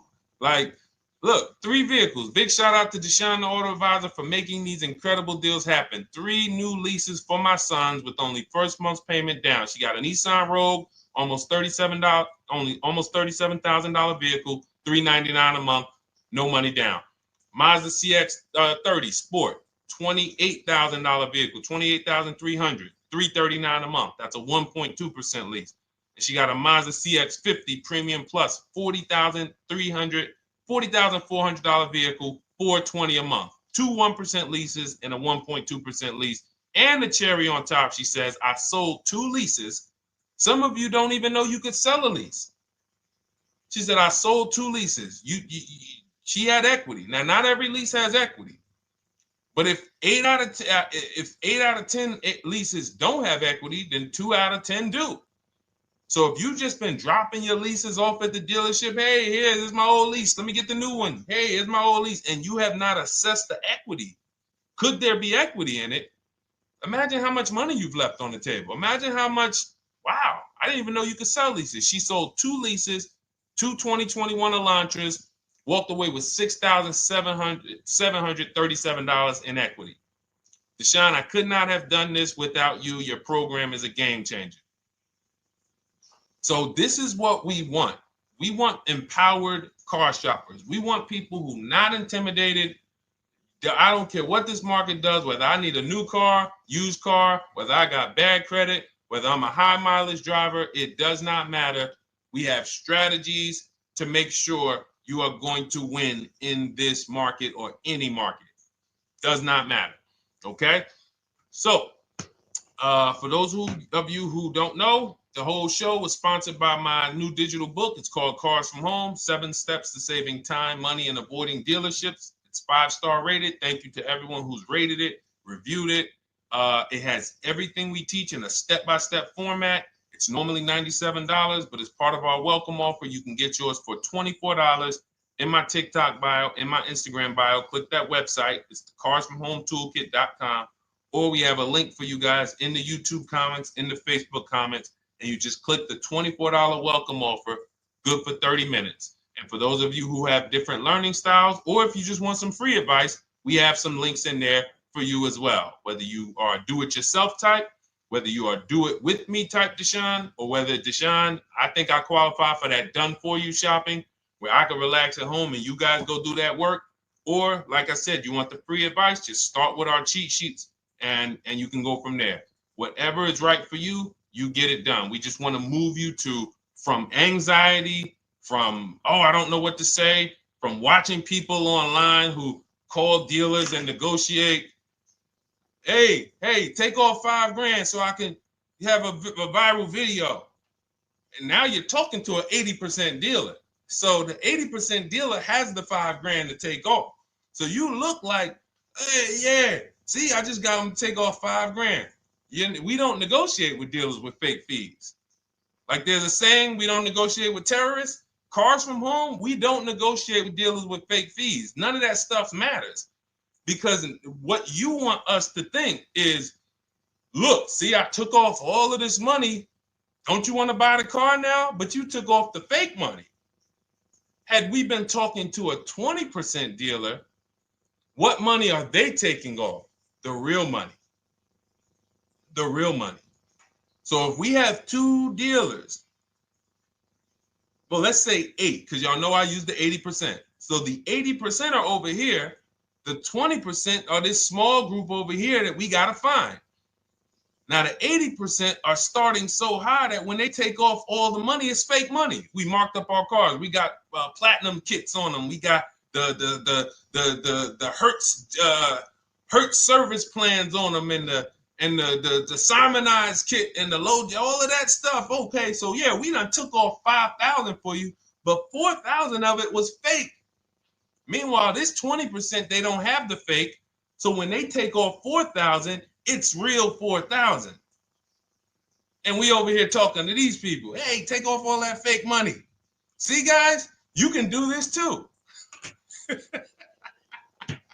So listen, we bidding is the way to go. You cannot negotiate your way to a below market deal, but you can get bids and it will make your life easier. You'll start to enjoy your car shopping. You'll start to feel like you're empowered. You're the prize. Someone won your business. They won your loan. They won the opportunity to buy your car. You are the prize. So that's what it's about. So we are here Monday through Thursday, 12 noon. Make sure you meet us live or tell your friends and family who are shopping, hey, hop on this show. We're live on TikTok, Instagram, Facebook, and YouTube. But we will broadcast the show for the rest of the day. So those who want to catch up on some things that you may have missed, or if you just jumped on and you're like, whoa, man, I missed a lot. We'll rebroadcast this show for the rest of the day. But tomorrow we'll be back, which will be Tuesday, May 6th, 12 noon. Meet us here live. Thank you so much. Welcome to the new followers. Thank you to everyone who gave me gifts. Thank you to everyone who bought a book. Thank you for those of you who are in Shop with Deshone. I look forward to your success stories. Always a pleasure.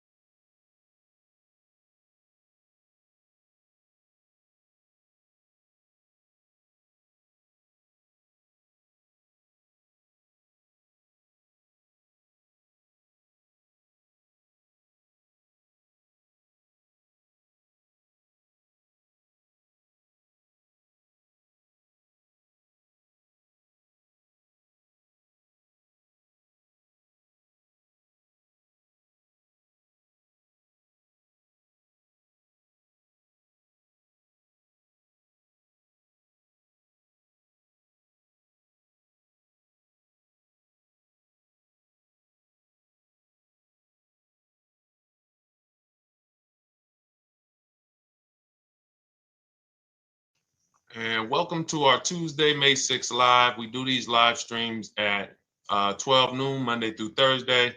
I am your host, Deshone the Auto Advisor. And for those of you who've never met me, I have devoted the last 4 years to teaching people how to get the best deals on cars and to learn all the mistakes that the industry, the car industry, would love for you to continue making, because they make a lot of money when you make mistakes. And so what we do here is we really just do questions and answers. I will teach on various topics that I feel are widely misunderstood, like the subject of leasing. And some of you who are new here, if you've never been here before, could you type a 1 in the chat if this is your first time on a stream? We do these streams about 60 to 90 minutes. And if you're going to get the most out of them, we just ask that you lock in, that you focus, because we will be talking about $1,000 mistakes. Nothing here that we'll be talking about over the next 60 to 90 minutes is hundreds of dollars. You know, I'm not looking to, have you spend some time with me on a Tuesday to talk about how to save hundreds of dollars. No offense, I'm sure that's important to some people, but we are here to talk about things that are affecting your bank account by the thousands every year.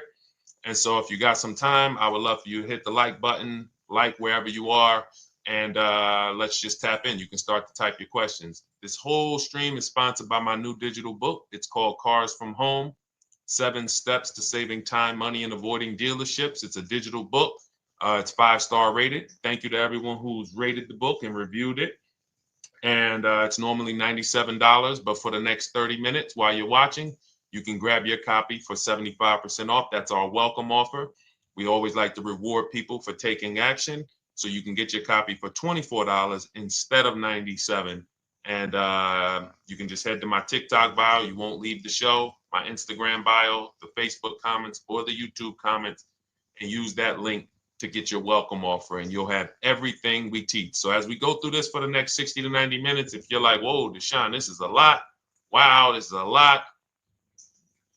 You can grab the book and make sure you have everything that I teach and everything in a step-by-step format. Okay? So I have my man Dolan moderating. Good afternoon. Thank you, Johnny Miller. Good to see you, Lil G. Again, guys, we are live. This is our Tuesday, May 6th live. We're live every Monday through Thursday at 12 noon.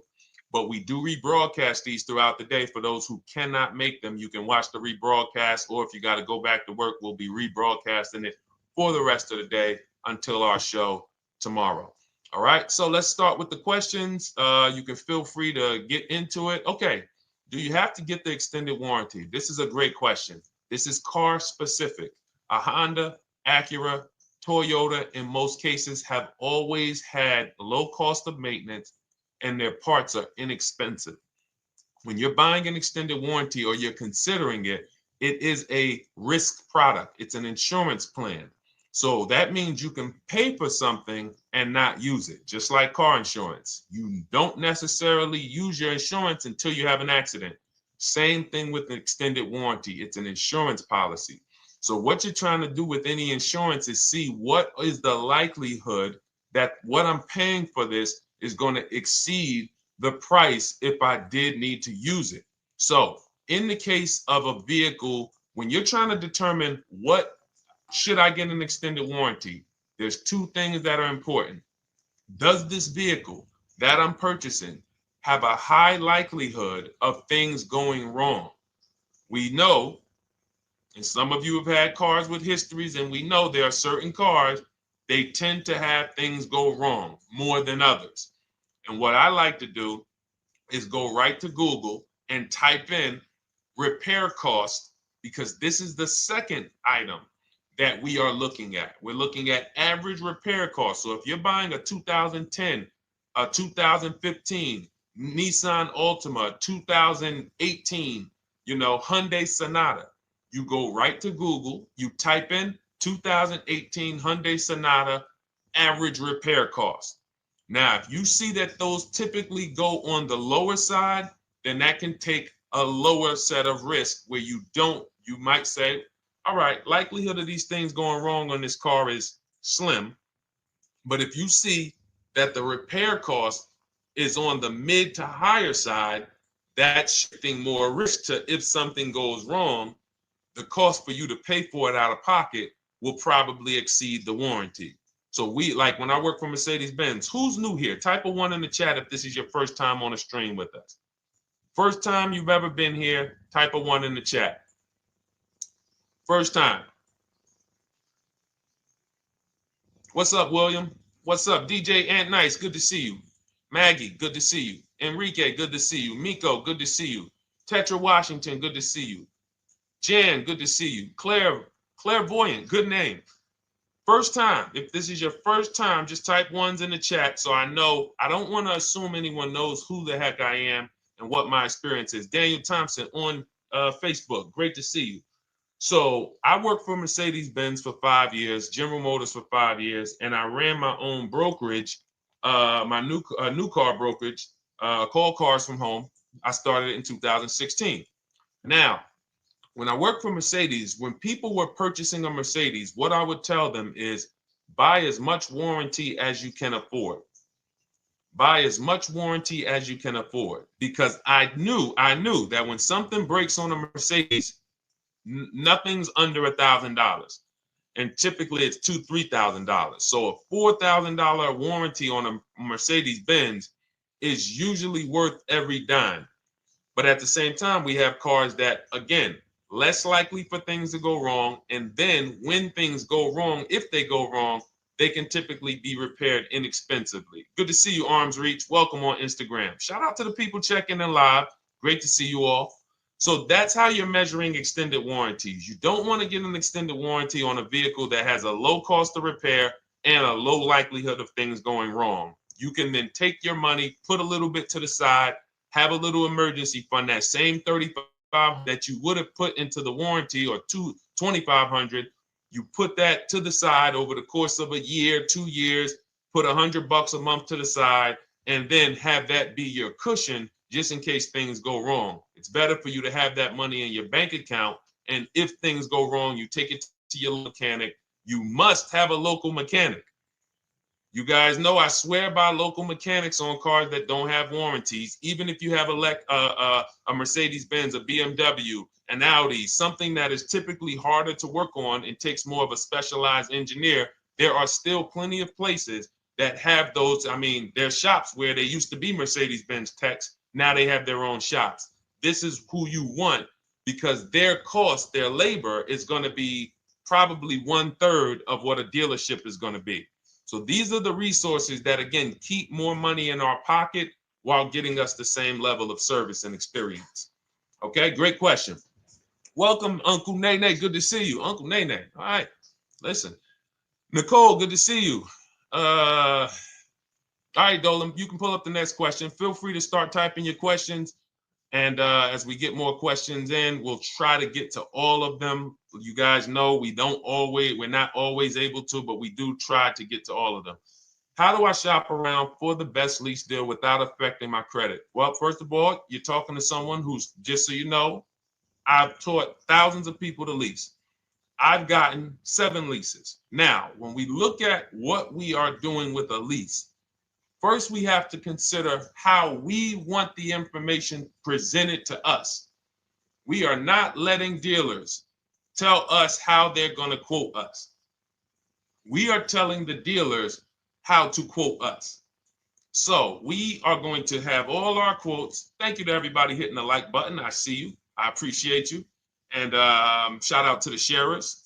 As I see people who share, I always like to give the shout outs to the people who share this broadcast with their friends and their family. And thank you to everyone who's giving gifts on TikTok and Instagram. Appreciate you all. So what we are doing when we're telling a dealership, you give us a quote with first month's payment only out of pocket, 12,000 miles per year, and put all the taxes and fees into the payment, assume tier 1. So we are presenting it now in my book and in my Shop with Deshone programs, my video checklist. I have all the templates. If you're going to do this yourself, you just need to remember how you're presenting this. You can call around to dealerships, because there's 2 ways to do this. Shopping from home. Cars from Home is about showing you guys, and I'm going to be showing you guys a ton of payments. And listen, I don't want you to feel bad, because some of you are going to see that you've left a lot of money on the table. Part of what I have to do here, and I've been doing it for 3-4 years now, is I have to tell you the bad news. For 3 years, I did a masterclass called Everything You're Doing Wrong Buying, Selling, and Leasing Cars. We put probably over 15,000 people through that masterclass. But those were people who were willing to hear the bad news They knew, Deshone, I got to hear the bad news to get to the good news. So as I show the difference in the prices that we get and the people who listen to me get, more than, forget about me, the people who are like you, the people who are on a live, saw a video, and then took action and learned and use our processes, the results they get compared to what you're getting. You're going to see, wow, they're saving $3, $5, $7, $10,000 more than me every single car. And so the Cars from Home system is about bidding. It's about turning your car purchase into a bid. You're no longer begging. You're no longer going into a dealership and begging one dealer to sell you a car, and then you go to another dealer and beg them, sell me this car, please take my money, please take my money. Meanwhile, you're not seeing the entire market and the people who would compete to get your business and gladly give you the service that you deserve by giving them a $30 to $50 to $100,000 transaction, which is what your car purchase is.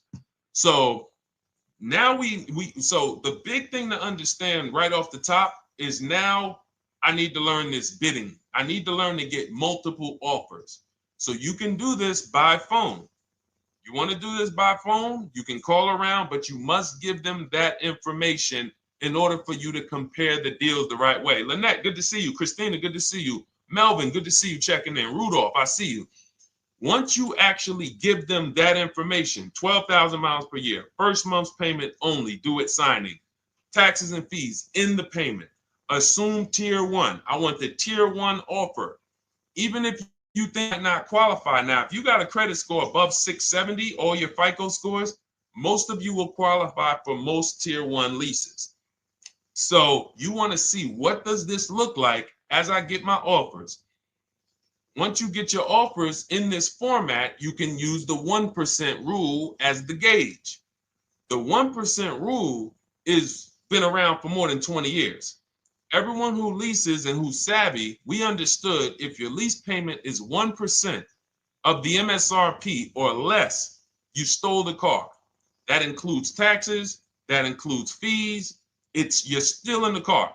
So example, we're looking at a $30,000 car, Hyundai Sonata or a Hyundai Elantra, $30,000 car. When we shop all our offers, if that lease payment is $300 per month, with only $300 due at signing. In other words, I show up, here's $300. Good to see you, GDTV. Thank you for checking in on YouTube. Once I give you that $300, that's my payment for the next 35 months. So that's a very, very low percentage of the car you're paying. It's a 1% rule. Now, in order to get a 1% lease, you need a great lease program, which means the bank has to be supporting the car, rebates, incentives, and then you need the biggest discount, the dealer who's going to give you the biggest discount. Now, one of those we can control. One of them we can't. Which one can't we control?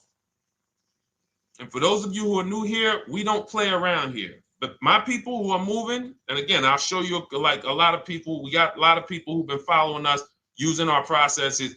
They're locked in. They're not casually on a live here. We're not casually here talking. They are locked in. Like, boom, okay, I hear you. They're answering, they're typing, they're not, vacuuming in the kitchen and trying to hear. You can't do. We're talking about your second most expensive purchase of your life. It's going to be, you got to lock in. You got to challenge yourself to block out the distractions while we're on this stream, because this is your money. And if you don't take your money seriously, the car salesman will take your money seriously. Oh, I like that. Praise the Lord. God is good. You don't take your money seriously, the car salesman will take your money seriously. Man. So, all right, now somebody remind me the question I asked. I got so happy about that little catchphrase that I forgot who we were. So I know we were discussing. Okay, we're talking about the 1% rule. So now one of the things we can't control is the bank. We don't know what the lease payment, what the lease program is on a car. So when we shop cars, we are going to now look at multiple offers, and here's what you're going to see. Now, I'm going to show you an example of how we know or how we expose where the dealers are concerning pricing. Now, you can't see this on TikTok, but on YouTube, Instagram, Facebook, you guys can see this. I'm going to tell you guys about it. YouTube just doesn't let us do the same type of stream. But this is a particular Infiniti that we shop for. We have offers ranging, this is a $61,000 vehicle. We have offers ranging from $680 per month, which is a 1.1% lease. So a $61,000 car, $680 per month, that's 1.1%. We divide the monthly payment into the MSRP. Now, we can see here that there are some offers already from dealers that are almost $900, $889 per month. $889 per month, $873 per month. So now when we look and we say, whoa, how can we have we have all these dealers have the exact same car, yet one of them is $200 per month higher than another dealer. Exactly. We call them the 80%. The 80%, even after back and forth, even after, hey, we'll take off some money. All right, we'll drop the payment $50 a month. Their offer is still so high. It's a horrible deal. Now, why would they offer this? And this is consistent. So I don't want y'all thinking, well, the dealers that I walk into, they're different, Deshone. They take off more money. It does not matter what you think. If you don't have the market reports, if you don't know how to get multiple offers so that you can see, we do this all around the country. We have students all around the country in Cars from Home. We have people we shop for. We have over 13,000 books sold now. Like, we have lots of data to prove this. 80% of dealers are going to be overpriced. This is another particular deal on a Toyota, a market report. And you guys can see that the out-the-door prices here, list price, $32,000. Out the door price with taxes and fees, $38,000. That means that dealer is charging all types of fees on top of their price. The $39,000 MSRP. Look at line number 3. $39,000. Out the door price is $41,000. We can see $39,000 out the door includes taxes, includes all the fees. So we can see that these out the door prices in the left, in the right column, are way higher than the MSRP, $35,798. Out the door price is $39,700. But look at the green. Look at the green. This is what we call, we found the dealer at this time who wanted to win the bid. They wanted to win the bid. They needed the car sold. This is a rotation. We don't say to them, wow, they won the bid one time, so they must win the bid all the time. No dealer can win the bid all the time, or they'll be out of business. But in this particular case, at this particular time, for this particular client, this dealer said, we're going to sell this car for that's $35,500, and out the door with taxes and all the fees, $34,994. That is a over $4,000 discount off this vehicle. When all the other dealers are, not only are they not giving you a discount, they're charging over list. And they might come and say, all right, we'll take off $500. We'll take off $1,000. We'll take off $1,500. They might start so high with you guys that you think, wow, they started up here and I talked them down. They took off $3,000 from me, but they already were $3,000 in fake fees, protection plans, and all of this padding, dealer adjustments, which is fake fees. So whenever they say, because the dealer gets a minimum of a 6% profit margin, from list to invoice, we have profit. From invoice to holdback to triple net, we have money. That's all the profit margin. On top of that, when we add a dealer adjustment, what we're saying is we're going to sell this car to someone who does not have the skills to find our competition. And they're going to come in, and if we got to take off $2,000 to make them think they won, this is what we're going to do. But what we do here, what people like Brian is going to do, look, just finalize my first ever lease using your system, 2025 Honda HRV, $30,000 vehicle, $395 a month payment. no money down. His initial quote was $434. He ended up using our calculator, which we have in our book and in our program. If we put all our offers into that calculator, it tells us what to counter. He gets that offer for $395. That's his deal. We look at somebody like Wendell. Look, thank you. It's the least I can say for your book, Cars from Home. We're still in the middle of the process. Just sold our car today, like 10 minutes ago, for 30% above value. Why? Because he got bids. Look, using the insights from your book. I've read the book multiple times and told many people about it because it's that good. It's so intuitive and insightful. We'll be moving to the next step soon, and I'll write again. So now you heard him say we're moving to the next step soon. Step 2 in my book is the equity assessment. That's when we get bids for the car we have. We get bids. You're going to go to, listen, you should never be trading your cars in. Let me ask you all a question. Do we get the most money for you name me one thing that we get the most money for that thing trading it. Name me one thing. If I had this iPhone,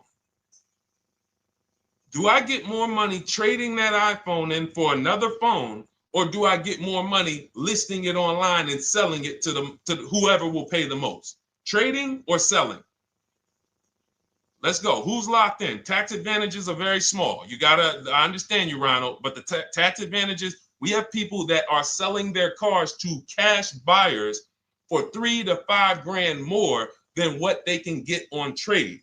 A tax value, a tax advantage for the difference is not, it's minimal. Exactly. Thank you, King Carter. You listed.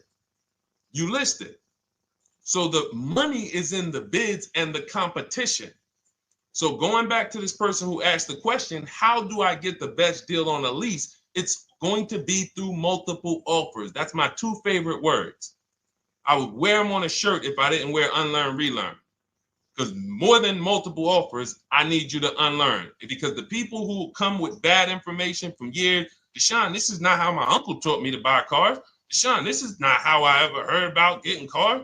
I was always taught just go in and just don't tell them about your trade and then ask to see the invoice and all of this stuff. That's what I was taught. Yeah, but you're not going to get the prices we're getting until you unlearn all of that bad information. Bidding is how we buy everything. When we go into the supermarket to get spaghetti sauce, all of those companies are bidding.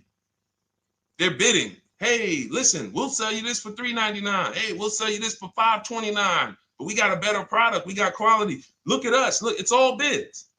Everyone who wants to sell us something is competing, except car dealers. Y'all notice that?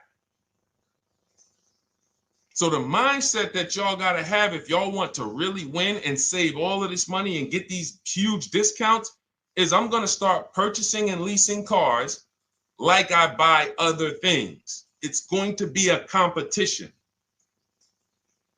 And I promise you, your whole life is going to change. Your entire car buying experience will change forever.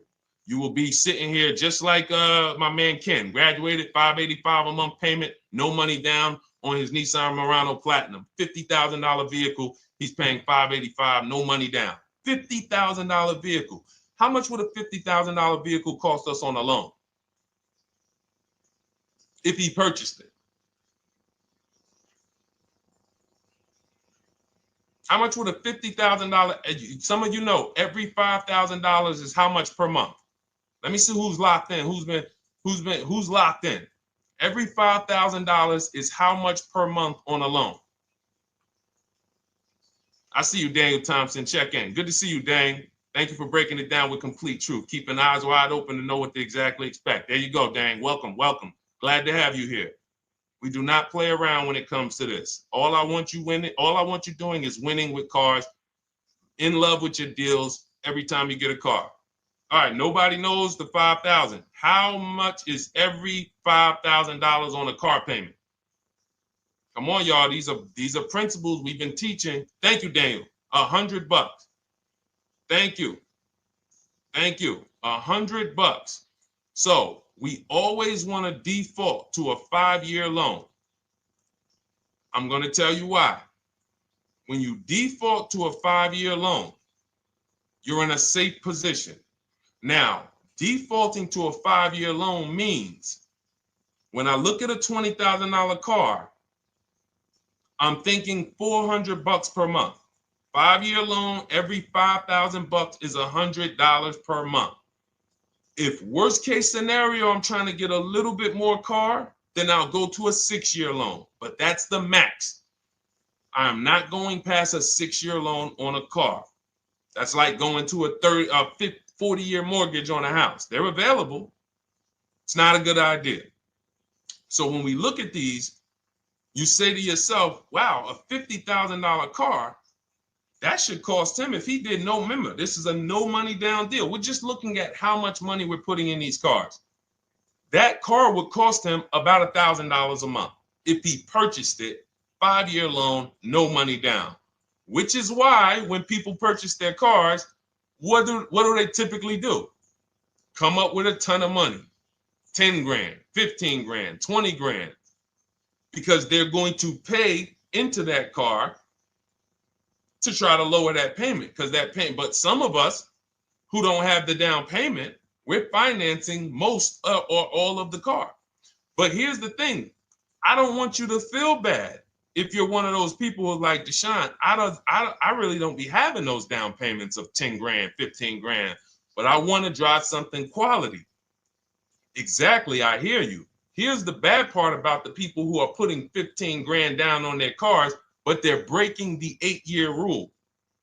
This is what we call in Cars from Home and everything I teach, the most important question is how many years are you going to keep this next car? If it's not 8, then we don't purchase those cars, because here's what happens with people who go into their bank account, slap $15,000 down in a car, and don't keep the cars 8 years. And if anybody's willing to be honest, they will confirm this right here on the stream. When they go to replace that car in 3 years or 4 years, they literally have a little bit of equity. Maybe they're just breaking even. They're not getting that 15 grand back. It's gone. It's gone. Anyone who puts 10 grand down on a car and then comes back in 3 years, 4 years, all right, I had the car 4 years, 5, listen, I'm going to switch this thing up. They still have a payment. They are barely breaking even. Meanwhile, their payment was 400 or 500, almost double what it would have been if they leased a car, got a below market lease, and they drove a car, no warranty after 3 years, they're driving an inferior product. So if it sounds like I'm here to destroy people from purchasing who are not keeping their cars long-term, that is the goal. Because as long as you are buying cars that you're not keeping 8 years and you buy them, you turn around and you replace them, you are going to continue to spend way more money than people getting below market leases like Ken and like a lot of other people I'm going to show you on the stream. Lots of other people. Look, dealer American Senior Benefits Plan. He's enrolled with us under his company name. Dealer MSRP on this car was $36,300. 2025 Kia Sport X line. MSR, boom, boom, 561. Monthly payment is $400. Use the system back and forth. Got $400 a month on a 2025 $36,000 car. Once we put our taxes and fees in that would be a $700+ payment. $700 payment. He's paying $400. And y'all wonder why people are losing cars. $300 more per month to drive the same car? It's ridiculous. Imagine somebody like you, when you learn, now you're pulling up. I'm going to tell y'all one more story, and then we'll go into some more questions, because you might not remember what I'm saying. So those of you who have the book, you got this for the rest of your life. But you will remember, hopefully, a story. I'll tell you about my neighbor. So my neighbor finds out that I'm into this car business and that I educate. And he said, hey, Deshone, I was watching some of your videos and I come across this 8-year rule that you teach. And his wife had actually had a Kia Telluride. Popular vehicles, probably been one of the most popular SUVs, that the Palisade, since 2007, 2019. Super popular vehicles. People were charging $5,000 over sticker for them during the pandemic. People were paying it. We were getting them at discounts. Now, his wife totals the truck. She has an accident, totals the truck. She's fine. Truck is totaled. He was financing it. He said, Deshone, I see this 8-year rule thing, man, and I don't keep my cars 8 years. I said, okay. He said, so I'm thinking I should, like, you're saying I should be shopping for a lease on my next one. I said, exactly. I said, make sure you get multiple offers, because if you just walk in and say, hey, work me up a lease, they'll give you the same payment you had on the purchase. And then they'll tell you something ridiculous that they want you to believe, like, hey, the lease is the same price as the purchase, so you might as well just purchase it. And people believe this stuff. Now, I said, you get multiple offers, stay at home. He calls me, he says, Deshone, I got the new version of the Telluride, new. I'm paying $479 a month. He's $497, and then he said, I think he put down like $1,000, bring it down to $479. $497. He was just paying $800. Do you think anyone can tell him anything about leasing? He's pulling up in the same exact truck. In fact, the newer version.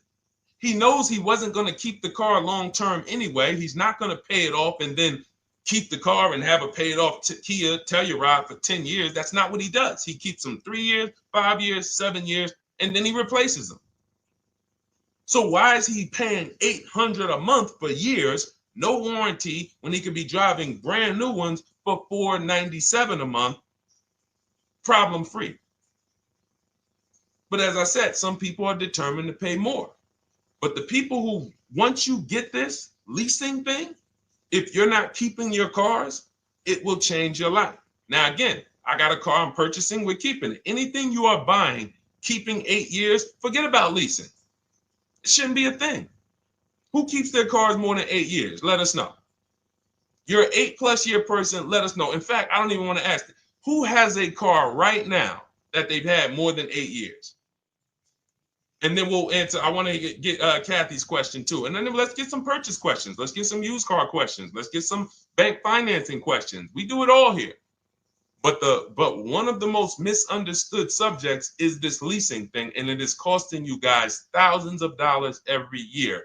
And you're driving old cars with no warranties, paying high payments on them because somebody told you you should be purchasing cars. I'm here to tell you they owe you money. They owe you money. All right? So who has a car right now that they've had more than 8 years? Let us know. How many years have you had it? And by the way, for those of you who just joined, this is our Tuesday, May 6th live. We are live every Monday through Thursday at 12 noon Eastern time. So for those of you who are here catching us live, that's when we're live. We will rebroadcast this and replay this show throughout the rest of the day for those who could not catch it, or if you had to jump off, go back to work. You're like, oh, I got to go back to work. You can catch it on the replay throughout the day. But we are live Monday through Thursday at 12 noon. So welcome to the people who are here. EJ, driving a lot of miles does not matter. Let me break this down for you. So right now, let's go to somebody who else has a lease. Let's look at, because who's heard with leasing you can't drive too many miles? Who's heard that, right? Type me if you've heard that. Let's go. Type me if you heard that. Come on, where's the locked in people at? I see Kathy, I see EJ, I see DJ Ant Nice, I see XP. All right, I see Mr. Slim. Welcome to the community. I see Rhonda. All right, where are the locked in people? Instagram, where we at? Locked in. All right, dang, I see you. Jamel. All right, perfect. So, Sherry, I see you. Sherry Baker on TikTok. So you've heard, oh, you can't drive a lot of miles with a lease. Let's be clear here. You choose the mileage on your lease. It's not selected for you. In fact, the only time it is selected for you is if you don't realize you choose it. That's the only time they're going to choose your mileage for you. If you go in and you do something like, hey, work me up a lease deal, they're probably going to work you up a 10,000 mile a year lease deal. And they're probably going to say, hey, you need $3,000 down, and this is going to be your payment. And next thing you know, it's a high lease, and it's just terrible. Happens all the time. We tell people how to quote us. First payment due at signing, taxes and fees in the payment. So now let's look at a lease, and let me show you what it would look like. So this is Val Boss Lady. She's in our Shop with Deshone program. Everything that you guys know that we're talking about here, if you're like, hey, I really, really want to go deeper, I want the step-by-step, the blueprint, that's my digital book, Cars from Home, 7 Steps to Saving Time, Money, and Avoiding Dealerships. Normally $97. You get a welcome offer. It's 30 minutes because I want to see you win, and you get 75% off for 30 minutes. If you go to my TikTok bio, Instagram bio, YouTube comments, Facebook comments, click those links, and then click that one that says $24 welcome offer. 30 minutes only, reward for taking action. You have everything we teach, the low market leases, the low market purchases, used cars, bank bidding war, making banks and credit unions bid, all of that, $24. You can, somebody emailed me yesterday, said, I'm $15,000 up with what I've learned from you already. And so if you can get it for $24, you can save tons of money for the rest of your life on a $24 investment. In this case, Val's in she's more of a wants to do it with me type. Videos, checklist, she doesn't want to read. That's our Shop with Deshone, do it with me program. I coach people. And so she gets a deal on this particular car. Same information, by the way. Not better information here than the book. It's just different learning styles. So she gets a $51,000 electric vehicle, 2025, beautiful vehicle. She's paying 1.16. So her payment on this car, on this $51,000 car, let's continue to make sure we understand the price of these cars. $51,000 car, her payment is $591. No money down. Now, some of you might say, wow, if I got $591, I'd probably put like $3,000 down, bring it down to $499. You could do that. That's how we can do that because she already got an incredible deal. Then we're just determining how we want to structure our payment. And thank you for everybody sending me gifts. I appreciate you. Thank you for all the badges. I don't take it for granted. And thank you for everyone who's hit the like button. Those of you who are double tapping the screen. Every time you hit something on TikTok, you like it, you double tap the screen, you keep running those likes up. We appreciate you. It does matter. It helps spread the word. So let's say Val she's a high mileage driver like EJ. Let's say, EJ, how many miles per year do you drive? 20,000, 25,000? Let us know. I'm gonna show you why. In my book, I have 2 strategies for high mileage drivers. I'll tell it to you guys right now. How many miles a year do you drive, EJ? 25,000, 20,000? Those are both high. Let us know. Or if anybody, else, because, anybody else who's a high mileage driver, let us know. How many miles? 26. All right. Thank you, EJ. So let's just round that to 25 for now. Let's just round that to 25. So let's say instead of her $591 payment for a $51,000 car, now you could shop for a $30,000 car and you can have a 1% payment. If it was, a similar deal, you'd be paying $300 a month. In her case, she has a $51,000 car. She probably wanted a nice SUV that looks beautiful, that some other people are paying $1,000 a month for. She's paying $591. But if she wanted to bump it up to 15,000 miles a year, she'd be paying another $30 more per month. She'd be paying $620. Now, if she wanted to bump it up to 20,000 miles per year, she'd be paying probably another $80-90 per month. So she'd probably be paying $700 to drive 20,000 miles per year. Now, let me tell you guys, because some of you guys who are like, yo, man, those payments are high. We're talking about $50,000 cars here. So if you were shopping for a $30,000 car or $35,000 car, naturally, if we took the same exact numbers, let's take a $35,000 car, 1.16 lease. That's a 406 payment, probably $399. So now, in order to go, and let's say you're a high mileage driver, just like EJ, you want to add another 15,000 miles to your lease. You're probably going from 400 to 550 or 575. But you have all the mileage you need. And here's the beautiful thing about that. If I'm paying $175 more per month, but I get all the mileage I want, and when I drop this thing off, I get a new one, I don't have to worry about negative equity, and I put no money down. That is way better than what most people are doing out here, what everyone's doing. Because I'm gonna tell you what most high mileage drivers do who don't put money down. They will go in, buy a car, take a super long loan, 6 years, 7 years, just so they could afford the payment. Now, here's what happens. They drive the car, they put 25,000 miles a year on it. They come back in 3 years or 4 years, and they say, wow, I got 100,000 miles on this thing already. Let me go and swap out the car. What situation are they in at that point, guys?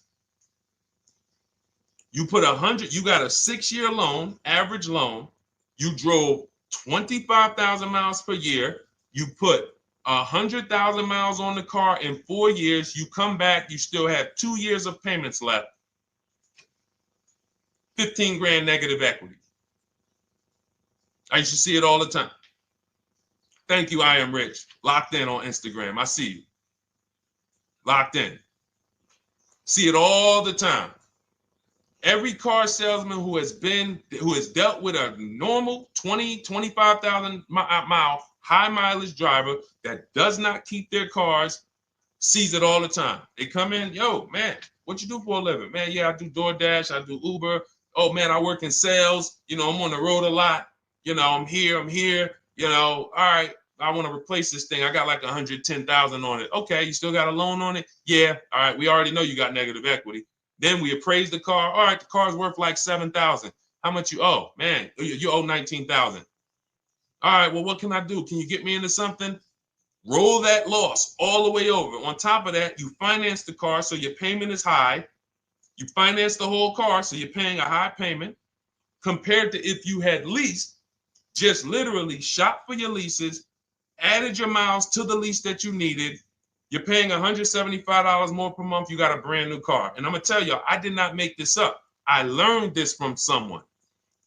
A lot of what I'm teaching you, I learned from my clients when I was in the dealership. This guy, I worked at Hyundai for six weeks. Man, this dealership, the owners got indicted. I got out of there. Way before the owner got indicted. It just had straight up highway vibes, like the worst you could ever imagine. As I was in there for 6 weeks, I was a manager. I enjoyed being a manager. We did a lot of deals in my department in 6 weeks. But I said, I am out of this place. Anyway.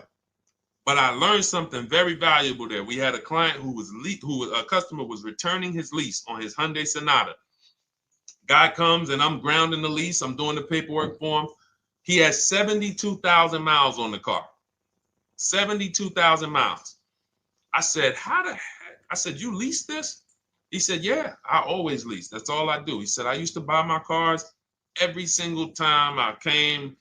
I had to put large down payments, 10 grand, and then I'm still having negative equity when I come to trade it in. I'm having high payments. It's ridiculous. I looked at his payment, and let's say the average payment for a good deal on a Sonata at that time was $300, $325, whatever it was. He was only paying like $550. He was only paying like $150, $175 more per month. He had a 25,000 mile a year lease. And that's what he did. I drive these cars. I'm on the road. Boom, boom, boom. I change my tires. I do my maintenance. 3 years. It's a fixed cost. There's no variable cost. I don't have any surprises. I'm not getting hit with a negative equity bill that I got to transfer, which means when I transfer my negative equity, I get less car on the next transaction. Because if I got to bring over 15 grand of negative equity, that's probably 300 a month that I'm paying for my old car when I get my new car. So if my new car was 400 a month, but my negative equity is another 300 a month, I'm getting less car for my money because now I got to take all those losses and bring them over to my new car. This is high mileage drivers and people who don't understand leasing. That's why you're losing so much money. And when you just flip the switch and realize Deshone is not talking to me emotionally, I am not talking to you about never do this, never do this, like these other people who say this, do this. This is how you buy a car. They never talk numbers. Y'all notice that? You notice that, right? You never hear them talk numbers. It's always never do this, always do this. This is the worst way to do this. This is the most expensive way to do this. This costs you the most money. They never talk numbers, though.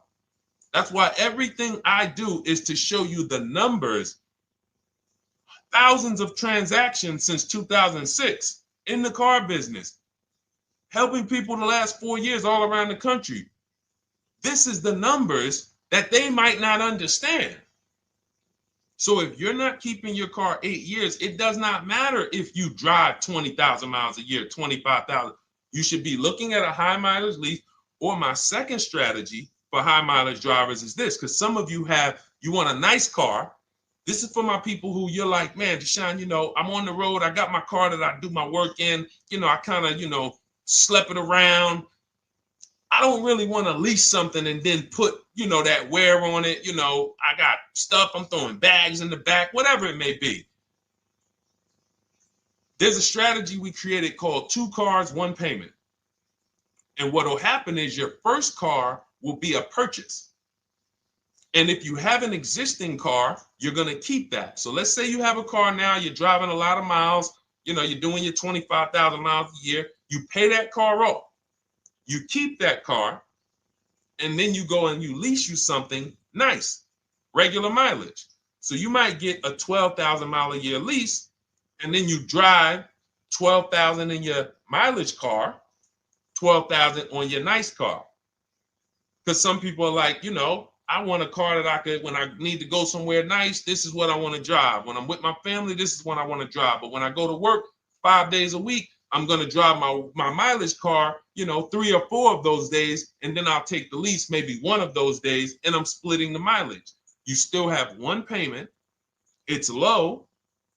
And then every couple years, you replace the mileage car or you replace the lease car, and depending on when the lease is up. But you want to keep that, and that mileage car should be something that will last. Ideally, something that you can get 200, 300,000 miles a year out of that car, because that's what that car is there for. Man, I'm hopping in this thing, man. Oh, transmission went out at 170,000 miles. Go get you a rebuilt transmission, boom, boom, drop it in there for $2 grand, get another 80,000 miles out of that car, but you still got your lease car and you're just splitting the mileage. Both of those are short-term strategies for high mileage drivers. That is not for long-term people. If you're a long-term person, I keep my cars 8+ years, forget about leasing. You should just be finding the best deal, below market purchase, keep the car, something you can keep for 8+ years. You can put 30,000 miles a year on a car 8 years in a row. If you get the right car, and in 8 years, you got 240,000 miles, and then you replace it. Forget about leasing. This is only for you guys not keeping your cars 8 years. You're getting killed on depreciation. You're paying tons of money. This is you are the people who should be leasing. Okay? So everything we're talking about this is the Cars from Home system. We teach this. I'm not freestyling this. This is in my book, digital book, Cars from Home, 7 Steps to Saving Time, Money, and Avoiding Dealerships. We have two strategies for high mileage short-term drivers, 1 strategy for high mileage long-term drivers. And so if you want your copy, you can get it for 75% off. That's our welcome offer to you. As a 30 minutes welcome. Thanks for being here. I want to reward you. If you want everything we teach in a step-by-step way, go grab your digital copy. It's in my TikTok bio. It's in my Instagram bio. Click those links. We also got a link in the YouTube comments and the Facebook comments. Grab your copy. And make sure as soon as you purchase, screenshot the thank you page. You're going to see thank you for your purchase. screenshot this page because it has my support team's email on there. And then there's a link for you to open the book right there. You can save it right to your computer or right to your phone. Okay. But and we also have a special for those of you who are like Deshone. What about that, video checklist and coaching program? That's lifetime access to my video checklist. You're like, maybe Deshone, I don't really read. I like step-by-step videos. And also, I want to be in your Facebook group. We have 1,600 people before you that are in that group. 2,300 people that are shopping with us that have a lifetime access to our video checklist. We have a $200 special for that welcome offer. And so I'm always about rewarding people for taking action with a special offer. It's limited time though. And so get in where you fit in. All right, let's keep it going. Thank you, Corey. Said amazing knowledge. Thank you. And I'm glad I saw somebody said that's a great idea with the 2 cars. Thank you. It's a great idea. All right. You've convinced me to lease my next vehicle. Awesome. Awesome.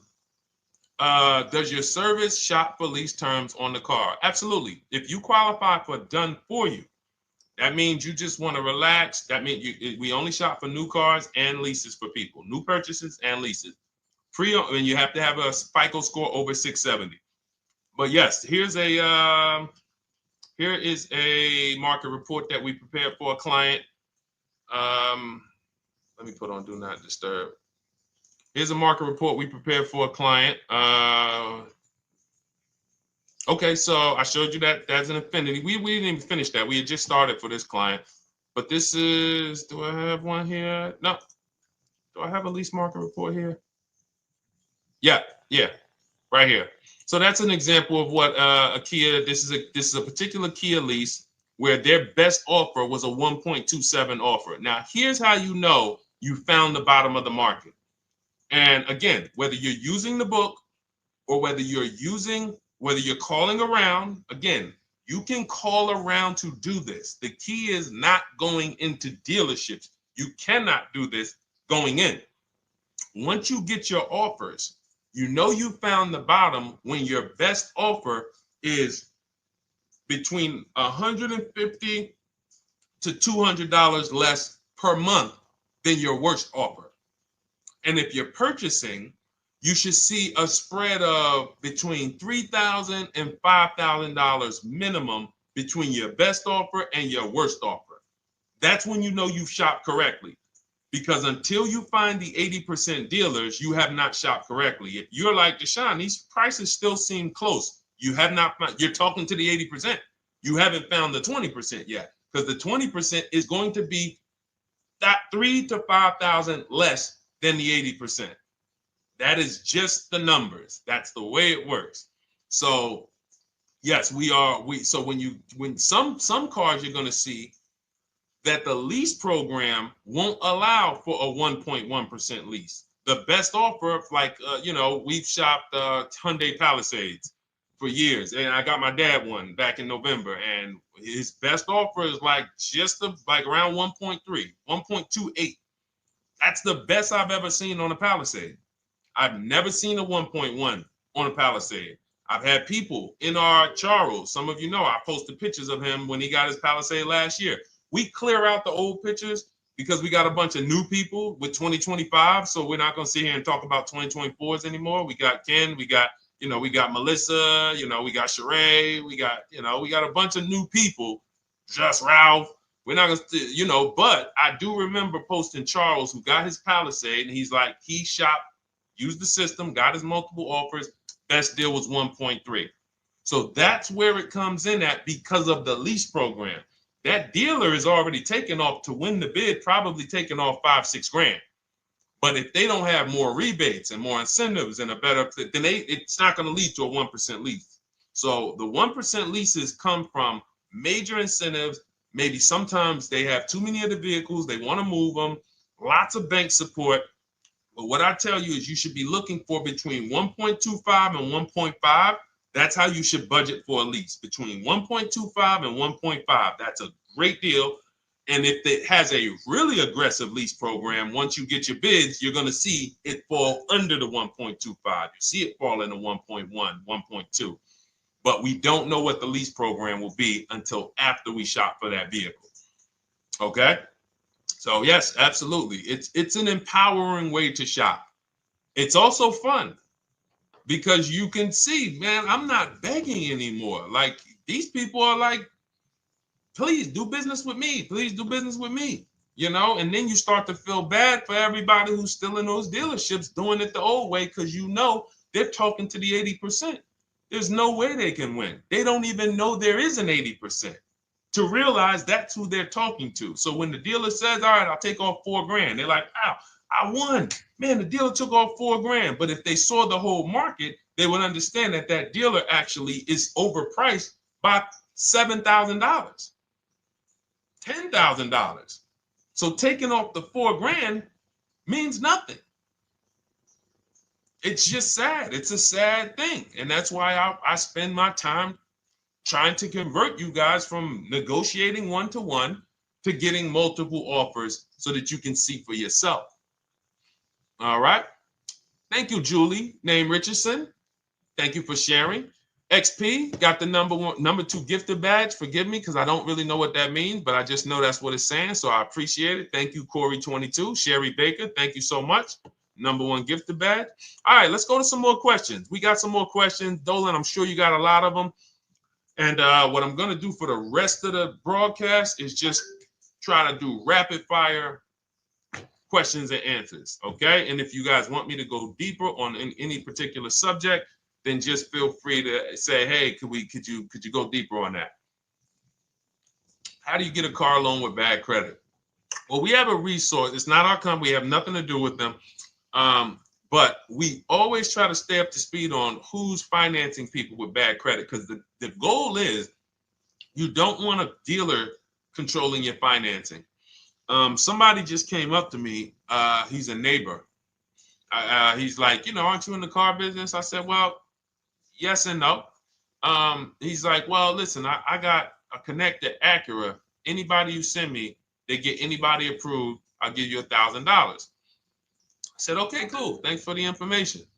For them to give me $1,000 just for sending the customer, and he's also a middleman, he's not a salesman, how much money are they making on the customers? If they're going to give me $1,000 just for sending someone with bad credit to them, how much are they making on the deal? Arms Reach, congratulations. Just got my book. You use it when, please send me your email testimonial. As you use it, just as you do your equity assess, everything, email me. Congratulations. How much are they making? We can imagine, right?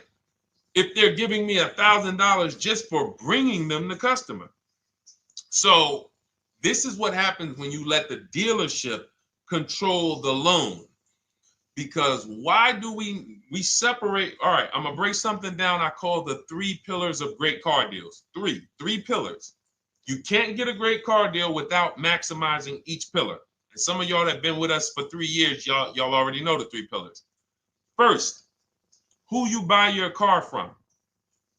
Second, who you get your loan from. Third, who you sell your old car to. That's 3 separate transactions. The car business has trained you guys to give them all 3. All 3.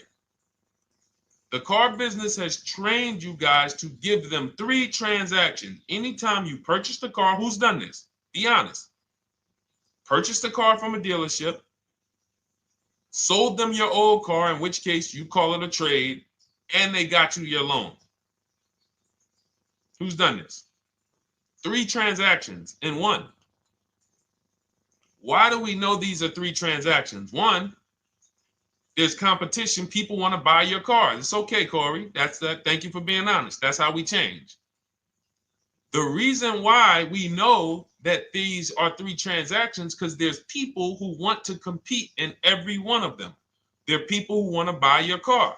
That's why step 2 in our book, we never trade. We get offers from CarMax, Driveway, Carvana, AutoNation, Car Gurus, Kelly's Blue Book Instant Cash Offer. It's a bid. We just had someone sell their lease. Miss Hickman, she sold her lease, made $4,700 selling her lease. CarMax won the bid. Drove the car for 3 years, had equity. She dropped her lease off. They gave her $4,700. Won the bid. That's one pillar. Second, who I'm going to get my loan from if I'm getting a loan. Those of you who are paying cash or leasing, this is not a pillar. But we need to bid out our loan. We had a great talk yesterday on our show yesterday where I asked, who do you guys get your loans from? Most people said the bank, the credit union, the dealership. One person said the right answer, whoever gives me the best APR. That's the right answer. And then we have who we buy our car from. There's banks and credit unions that want to compete for our loan. There's multiple dealers who want to compete to sell us a car. So we can't get a great deal until we have bid out each pillar. And that's why when we have bad credit, if we let the dealer now control, this dealer has a car. We didn't bid out that car to find out, is it a great price? Now they're also giving me the loan and they're charging me 25%. We didn't bid that out to see, is that the best loan I could get, even with my bad credit? Is that the best loan I can get? So the key, what you want to do first, if you have bad credit, is I'm online looking for anyone who will finance me with bad credit separate from the dealer. I'm not going to Carvana.com and saying, hey, you can get a car with us you can get a loan with us as long as you buy a car from us. You're mixing the transactions. You're taking away my ability to get bids. I'm finding someone you should check out. There's a resource.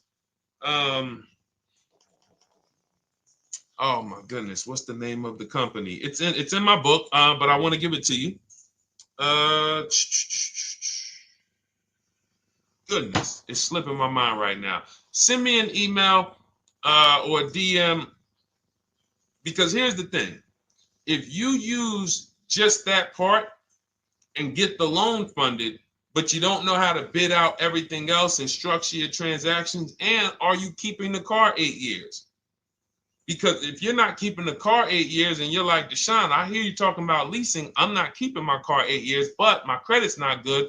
The only purpose, if you telling me that I could be driving brand new cars for cents on the dollar, but I don't qualify right now, this car that I'm going to get is to set me up. So I'm not going to get a $30,000 car. I'm going to get me a $12,000 car, $10,000 car, the cheapest car I can get a loan on, so I can establish a payment history. And once I establish a 2-year payment history, yeah, I'm going to drive a car less than what I could drive. I got the money. I could afford more than this. But you're not setting yourself up for the right transaction.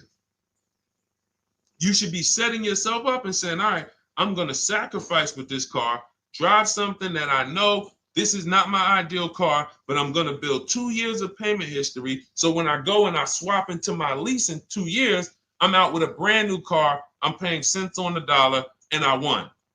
But it was a plan. It was a long-term plan. This is the second most expensive purchase of your life. You can win every single time, or you can lose and set yourself and your family back 5 to 10 grand each car or more. Every time you get a car, it's 5 to 10 grand more you're coming out of your family's bank account than what could have. Then you got the car breaking down. Now you got tow trucks, all because you don't have an actual plan you're rolling out. And that's what I see a lot of people do with bad credit. Oh man, I got bad credit. I'm just going to go and get me something. I could afford $600 a month. And they go and buy the most expensive car.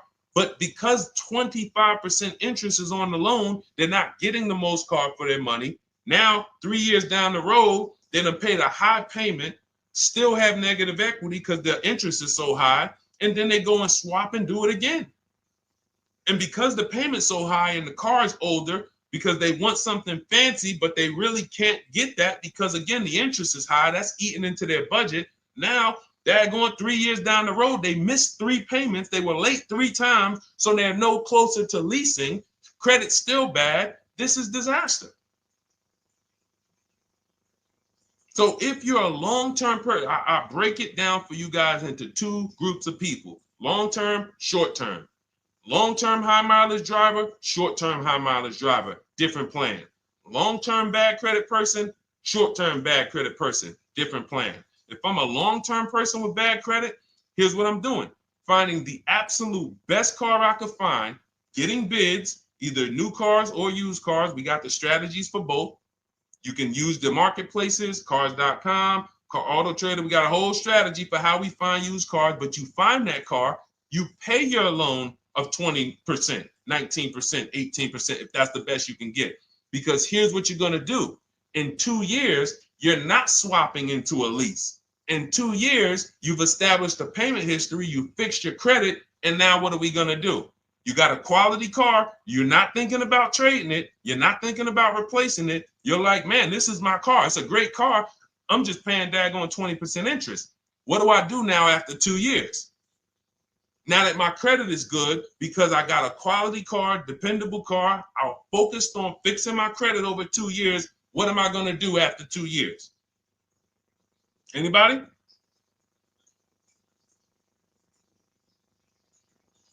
Thank you, Arms Reach. Refinancing the car. Exactly. Exactly. So that's the bad credit long-term strategy. Great car, dependable car, car's not going to break. This car is going to last me 10 years. Right now, when I bought it, 20% interest rate. That was where my credit was. But I worked on my credit. Boom. I'm a 690 now. I'm a 720 now. I'm refinancing that into a short-term, into a shorter-term loan, and I won. Pay this thing off, and I'm going to keep it. Nothing to talk about leasing. Leasing only comes into play where the 8-year rule is concerned. I'm not keeping this next car 8 years. I should be setting myself up to lease, or I should be leasing. That's how I'm going to save the most money, keep the most money in my bank account, have the best car. Not even close. Not even close. All the wins for the purchasers are after 8 years.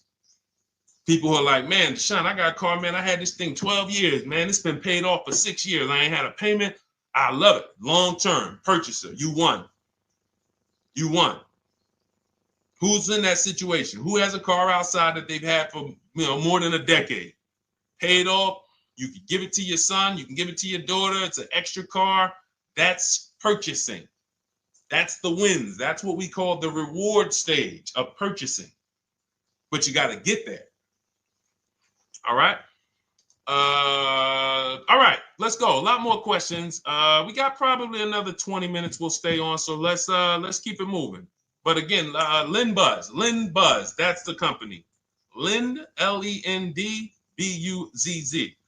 They started, I started seeing them about 18 months, 2 years ago, and they were loaning to people with, international students, people who didn't have credit. You want to try to find a place that will fund you independent of the dealership.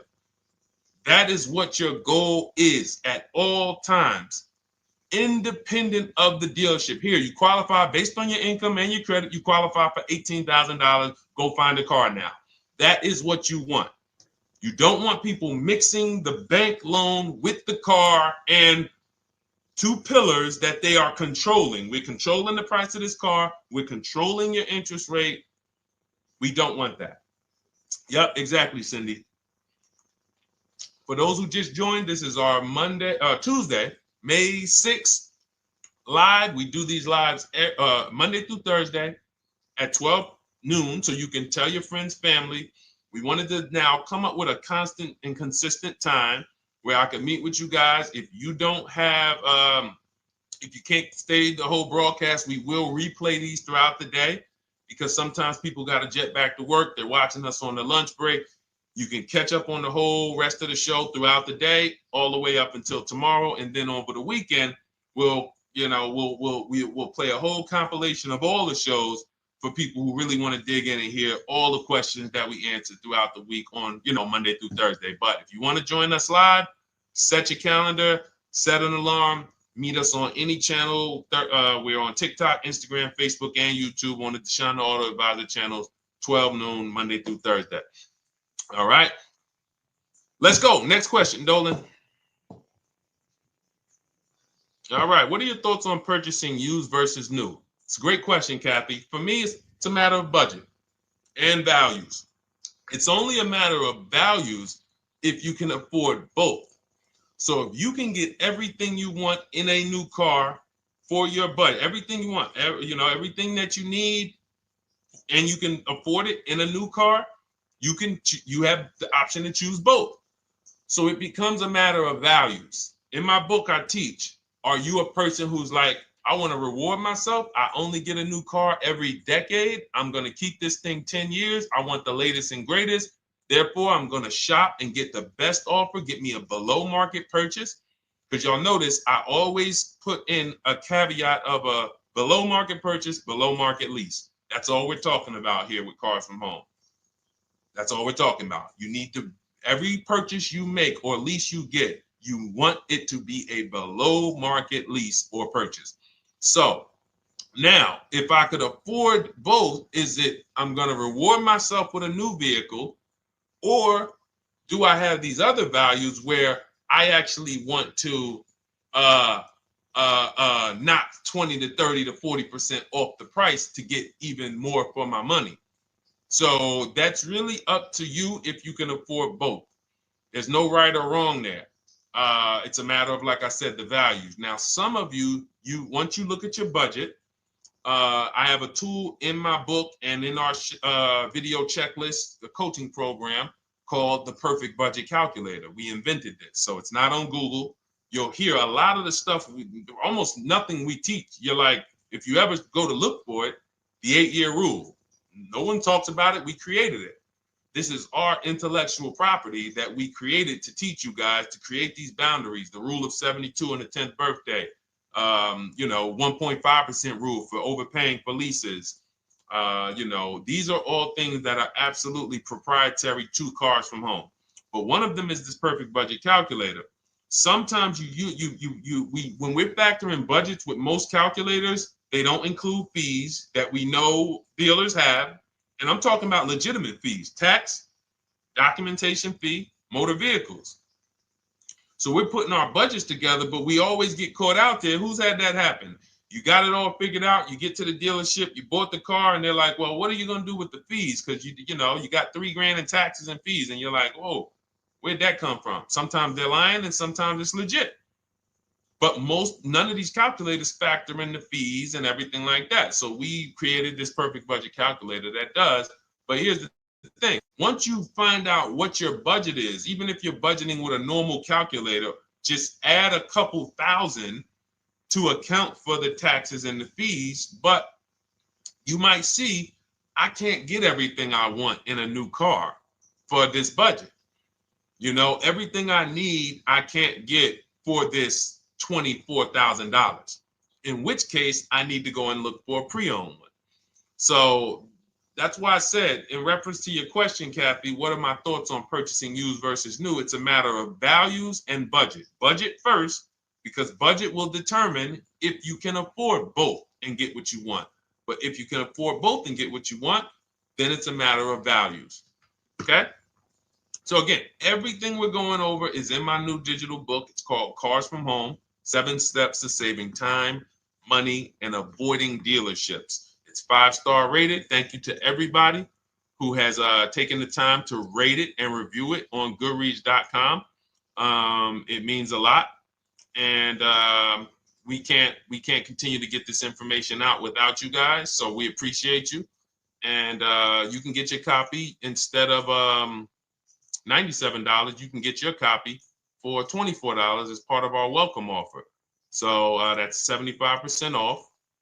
If you go to my link in my TikTok bio, Instagram bio, the YouTube comments, and the Facebook comments, we have a link there for you guys. And you can grab it. It's a digital book, so you don't even have to wait. It'll be in your inbox by the time you jump off the stream. But make sure when you get it, you screenshot that thank you page, because it has my support team's email. Sometimes you may be rushing, you're trying to get back to the stream and you type your email in wrong. Also, as soon as you purchase, the link to open the book is right there. So it'll say open the book below. You can save it to your computer. but I would rather you get it for $24 than $97. Although we've sold a lot at $97 because people feel it's worth every dime. You're going to save thousands and thousands of dollars for the rest of your life using what's in the book. Your first transaction, you probably save $4,000 to $6,000 to $8,000 depending on the car. So $97 is great, but $24 is even better. All right. And for those of you who have a different learning style, you'll see in there, shop with Deshone. You're more of a do it with you person. Do it with me, Deshone. Okay. We have lifetime access to shop with Deshone, and I coach you personally for 6 months. So we jump on Zoom calls twice a month. And some of you who may qualify for done for you, just do it for me. If you qualify for that, we have a welcome special for that too of $300 off. So get in where you fit. And those of you who are new or you're like, Deshone, I like what you're talking about, but I still don't trust you. You can start with our free cheat sheets. So just start somewhere so that you can start to reinvent how you're car shopping. Magley, how are you? Oh man, of course I remember you. Following for years. You actually were following me from the time God blew me up on TikTok. That was 2021. So I absolutely remember you and I appreciate you. And yes, it's so good to see you. Absolutely.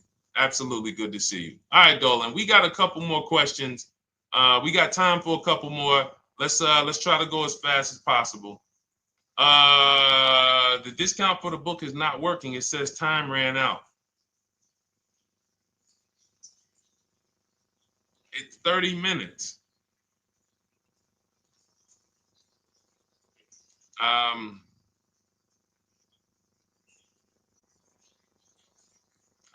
don't know. I don't know. Y'all help me out. I don't know what to do with that. I'm sorry. If the welcome offer for $24 was not really 30 minutes, then that means I'm just lying to you. You know what I mean? I'm just like, oh yeah, it's 30 minutes, but come back in 2 hours and it'll still be, you know what I mean? It's, start with the cheat sheets. You know what I'm saying? Like start with the cheat sheets. Get yourself your free cheat sheets, and start there. And when you feel better about working with us in some capacity, you go to the next step. Start with the free cheat sheets. All right, let's go, Dolan. So I'm a new driver. Should I be looking to be an 8-year person or a lease person? Well, I'll tell you this. I got 3 young adults. 2 my daughter, my daughter who's 18, my niece who's 20, and then a young man that I, basically like a son to me who's in the Navy and he's 21. Well, he'll be 21 this year. So he's 20. Now, they all called me in the last 3 months because my daughter's getting her license. My daughter didn't call me. She's getting her license in the next, in June. And we've all talked about this. How should I get this car? Now, my situation when I was 22, I'd already bought a $500 Mitsubishi Eclipse. Transmission went out on me probably after 6 months. And then I bought a buy here, pay here car. This is before I got into the car business. I got into the car business, I was 22, working for Pontiac GMC Buick. So I get this buy here, pay here car. It was a quality Chevrolet Cavalier. I didn't know anything about cars, so I went to a local spot. They said, hey, put down this, just pay us $50 a week. So I did that. But 22, I had my daughter, and my boss says to me, hey, why don't you lease something? And I was already selling cars, but I just didn't think, could I even, qualify for a lease? I don't even know what I was selling them, but I'm just literally doing what most salesmen do. All right, he wants to lease. All right, what's the payment? Yeah, tell him it's this. All right, perfect. They said it's that. Oh, that's a little too high. All right, they said it's a little too high. All right, so that's what I was doing. I didn't really understand anything. That's most car salesmen. So I end up getting a Pontiac G6. I'm 22. I paid $256 a month. Now, it would have been less, but I didn't get a tier 1 approval because I didn't have, I think my credit was like mid sixes at that point. And you know, you really want to be over 670 to get most of the tier 1 approvals. But it would only raise my payment maybe 25 bucks. Wasn't a lot. Now I'm 22. I'm driving a brand new 2007. It's still 2006. 2007. I'm pulling up, brand new car, full warranty, $256 a month. At the same time, I have a friend, got a vehicle, Toyota, financed it, went in. She had, you know, we had our, she had a young child, a little older than us, maybe 1 or 2 years older than us. And then she goes and she purchases a car. $500 a month.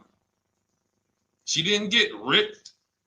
That's what a $20,000, $22,000 car costs. She got a Corolla. $500 a month. We're 22. Plus insurance. This is enough to break a young person, young family. I'm paying $256. She's paying $500. That right there. When I tell people that story, it's amazing to me how many people will say, Deshone, when I got my first car, my parents took me out. We financed this car. We financed this. I was paying $400, $500, $600 a month. Whether the parents were paying some of it, or they were paying some of it, or they were paying all of it. Thank you, Kathy. Appreciate you sharing. So this is what all of them, all three, well, 2 of them. I don't know about the young man. Because his parents.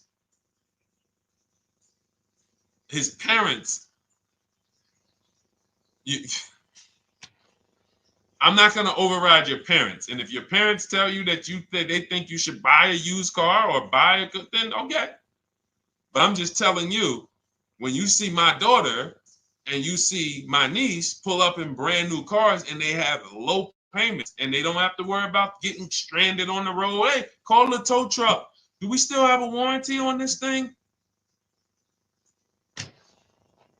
So I would be telling, again, 8-year rule.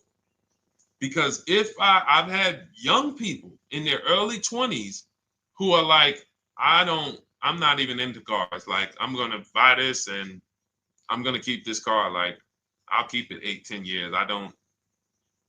And I've had some people who they know when they get a better job, when they move to this, they're going to start a family. They're probably not going to keep the car 8 years. So it still goes back to the 8-year rule. Always. Always. Most young people, most people should be leasing their cars. That's how I did very well throughout my 20s. Praise the Lord, because I did not have high car payments. I didn't have cars breaking down on me where I had to be like, oh man, couldn't get to work today. Not many 20-year-olds, 23-year-olds are keeping cars 8 years. So when you're putting them in used cars, you're really setting them up for failure in a lot of cases, compared to if they were just leasing, getting look,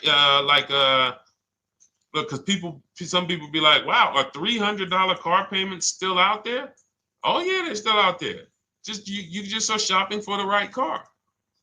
I know India had her look, Rosalie, she's in our Done With You video checklist and coaching program, like Cars from Home. She's, you know, this is our Facebook group she's commenting from. 3 vehicles she got, all for her sons, all of them. A Nissan Rogue, $399 a month. That's a $36,600 car. She got a Mazda CX-30. That's a $28,200 car. Payments $339 a month. $339 a month. And then she got a Mazda CX-50 for her other son, $40,000. On top, we haven't even talked about the equity and leases and selling leases and, you know, really maximize her equity, because she said she got $6,700 selling 2 of the old leases. $6,700. Drove the cars for 3 years, had equity, bid it out, sold 2 of them, $6,700. You're probably like, Deshone, I didn't even know you could sell a lease. My question is, how much has that cost you? So when you're looking at investing in anything we're doing, be it my book, be it Shop with Deshone, our video checklist and coaching, be it our Done For You program. One thing that we do covers everything. Your first deal, if you're moving, you're gonna be like, shoot, I got everything I just invested back times 10. That's what we hold ourselves accountable to. Just her equity alone, she made $6,700 selling 2 cars. Didn't even know I could sell leases, and I just put $6,700 in my pocket selling 2 leases. Whoa. So $300 payments. Those would be perfect cars for young people. $339, that's with no money down. Imagine if she wanted to put another $2,500 down, bring the payment down to, $275. This is the way to be moving. And those of you who are getting this, are you getting this? If you're getting this, type some dollar signs. Who's getting this? Who's getting this? Type dollar signs in the chat. Who's getting it? Let's go. Who's locked in? All right. I see you, Mario. I see you, Dane. I see you, Terry Carter. I see you. Who's getting this? Who else is getting it? Who else is locked in?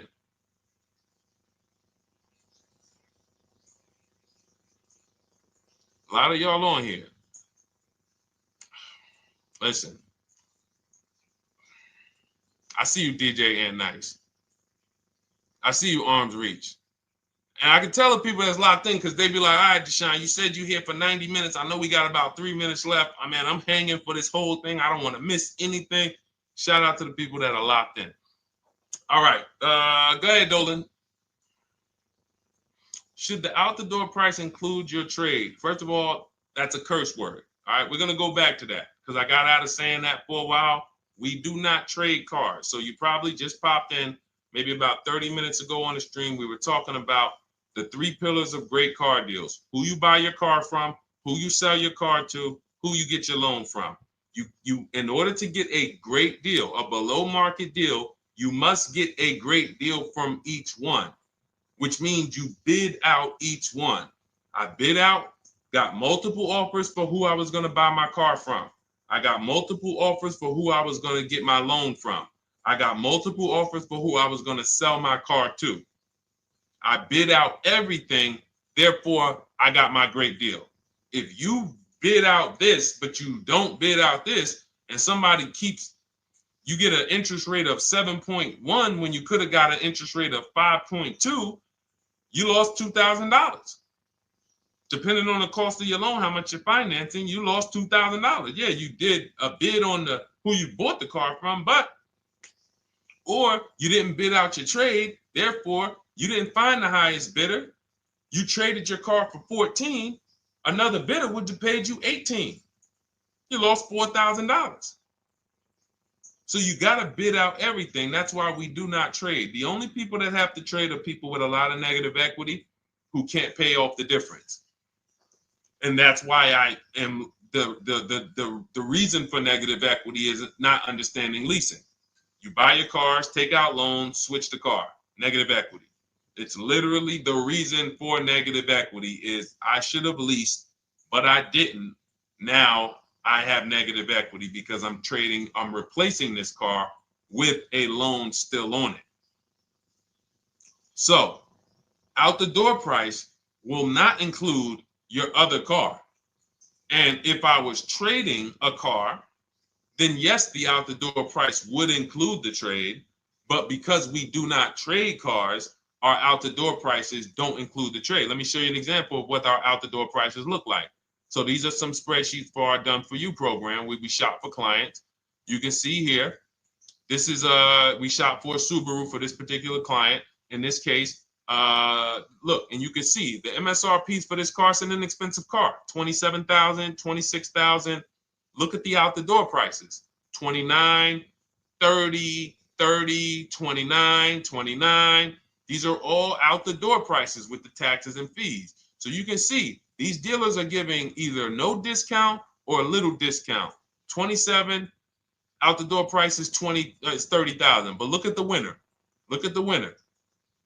This particular dealer won the bid at this particular time They're not going to win the bid all the time.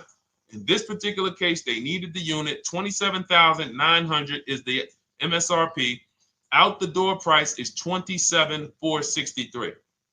The out the door price is lower than the MSRP. How? Because they took off almost $4,000 in discounts. Almost $4,000 in discount. So every time you shop for your used cars or new cars, this is how you should be shopping. If you're not leasing, this is how you should be shopping.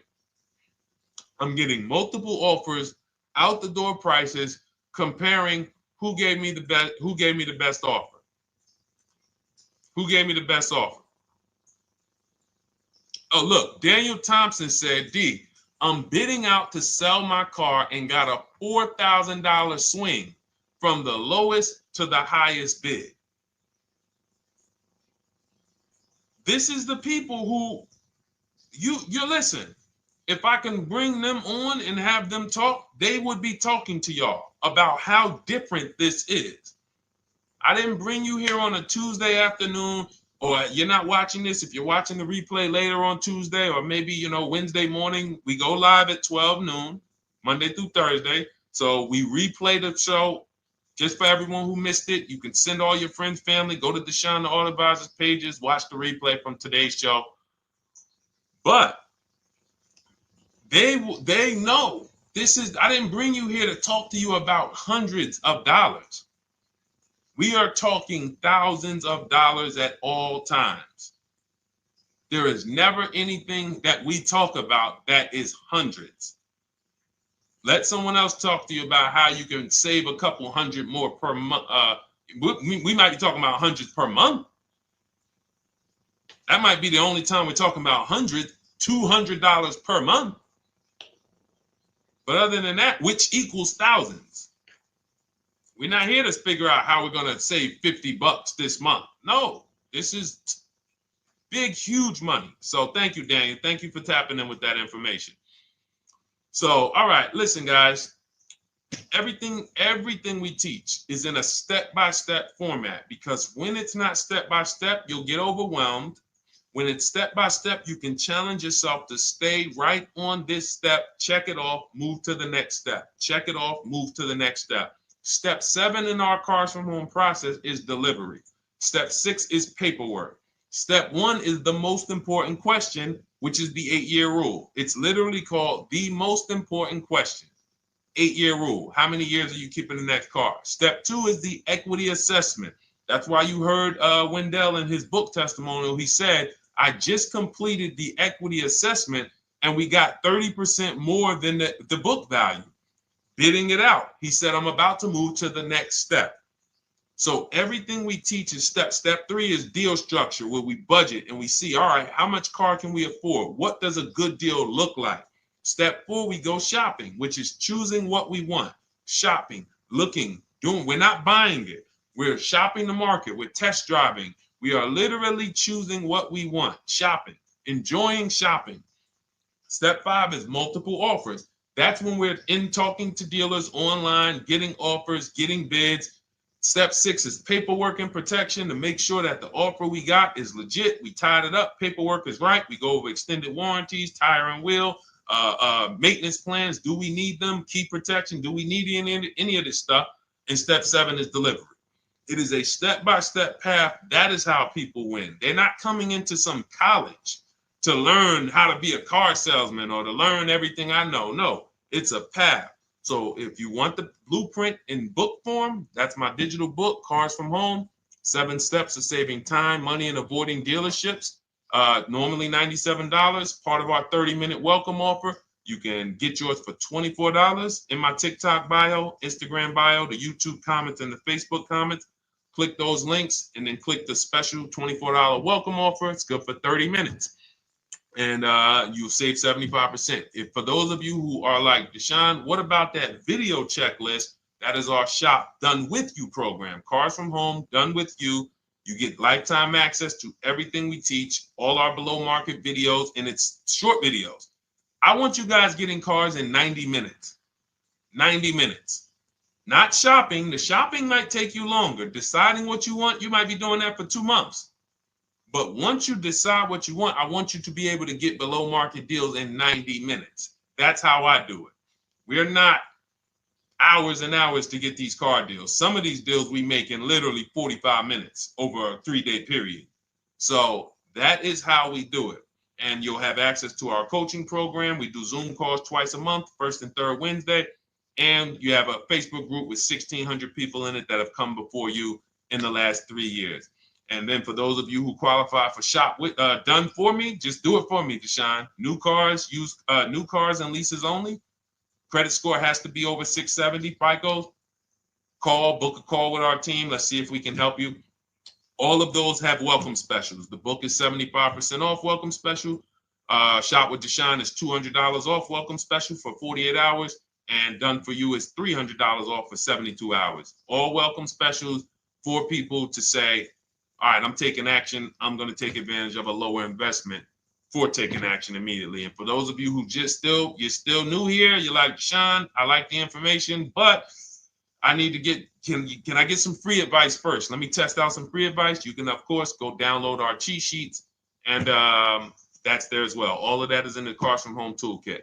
So always a pleasure. We will be back tomorrow, 12 noon. Please mark your calendars, tell your friends, bring a friend, and we'll continue to, we'll continue to do what we do and try to make sure you guys have everything you need to win every car you get. I want you sending pictures with the numbers. You know you've done it right when every car you get, you have pictures with the numbers. You know people who purchase cars all the time, all post their pictures. Hey, had to upgrade. Oh, just got this. Hey, had to treat myself. Oh, watch it now. But you never see the numbers because they really are not confident in the numbers. They don't want to talk about the numbers. Everybody who shops with us, whether you're getting our book, whether you're using our stuff, and sometimes people who they piece together my social media videos and they'll get it done. But they are sending the numbers. Look at what I paid for this car. Not only did I get a great car, but look at the deal I got on the car. That's when you know, all right, you understand this thing. All right, have a great day, y'all. See you tomorrow. And if you couldn't make the whole broadcast, feel free to watch the replay. We'll be replaying it throughout the day until tomorrow's show. All right, have a great day, y'all. Thank you. God bless you.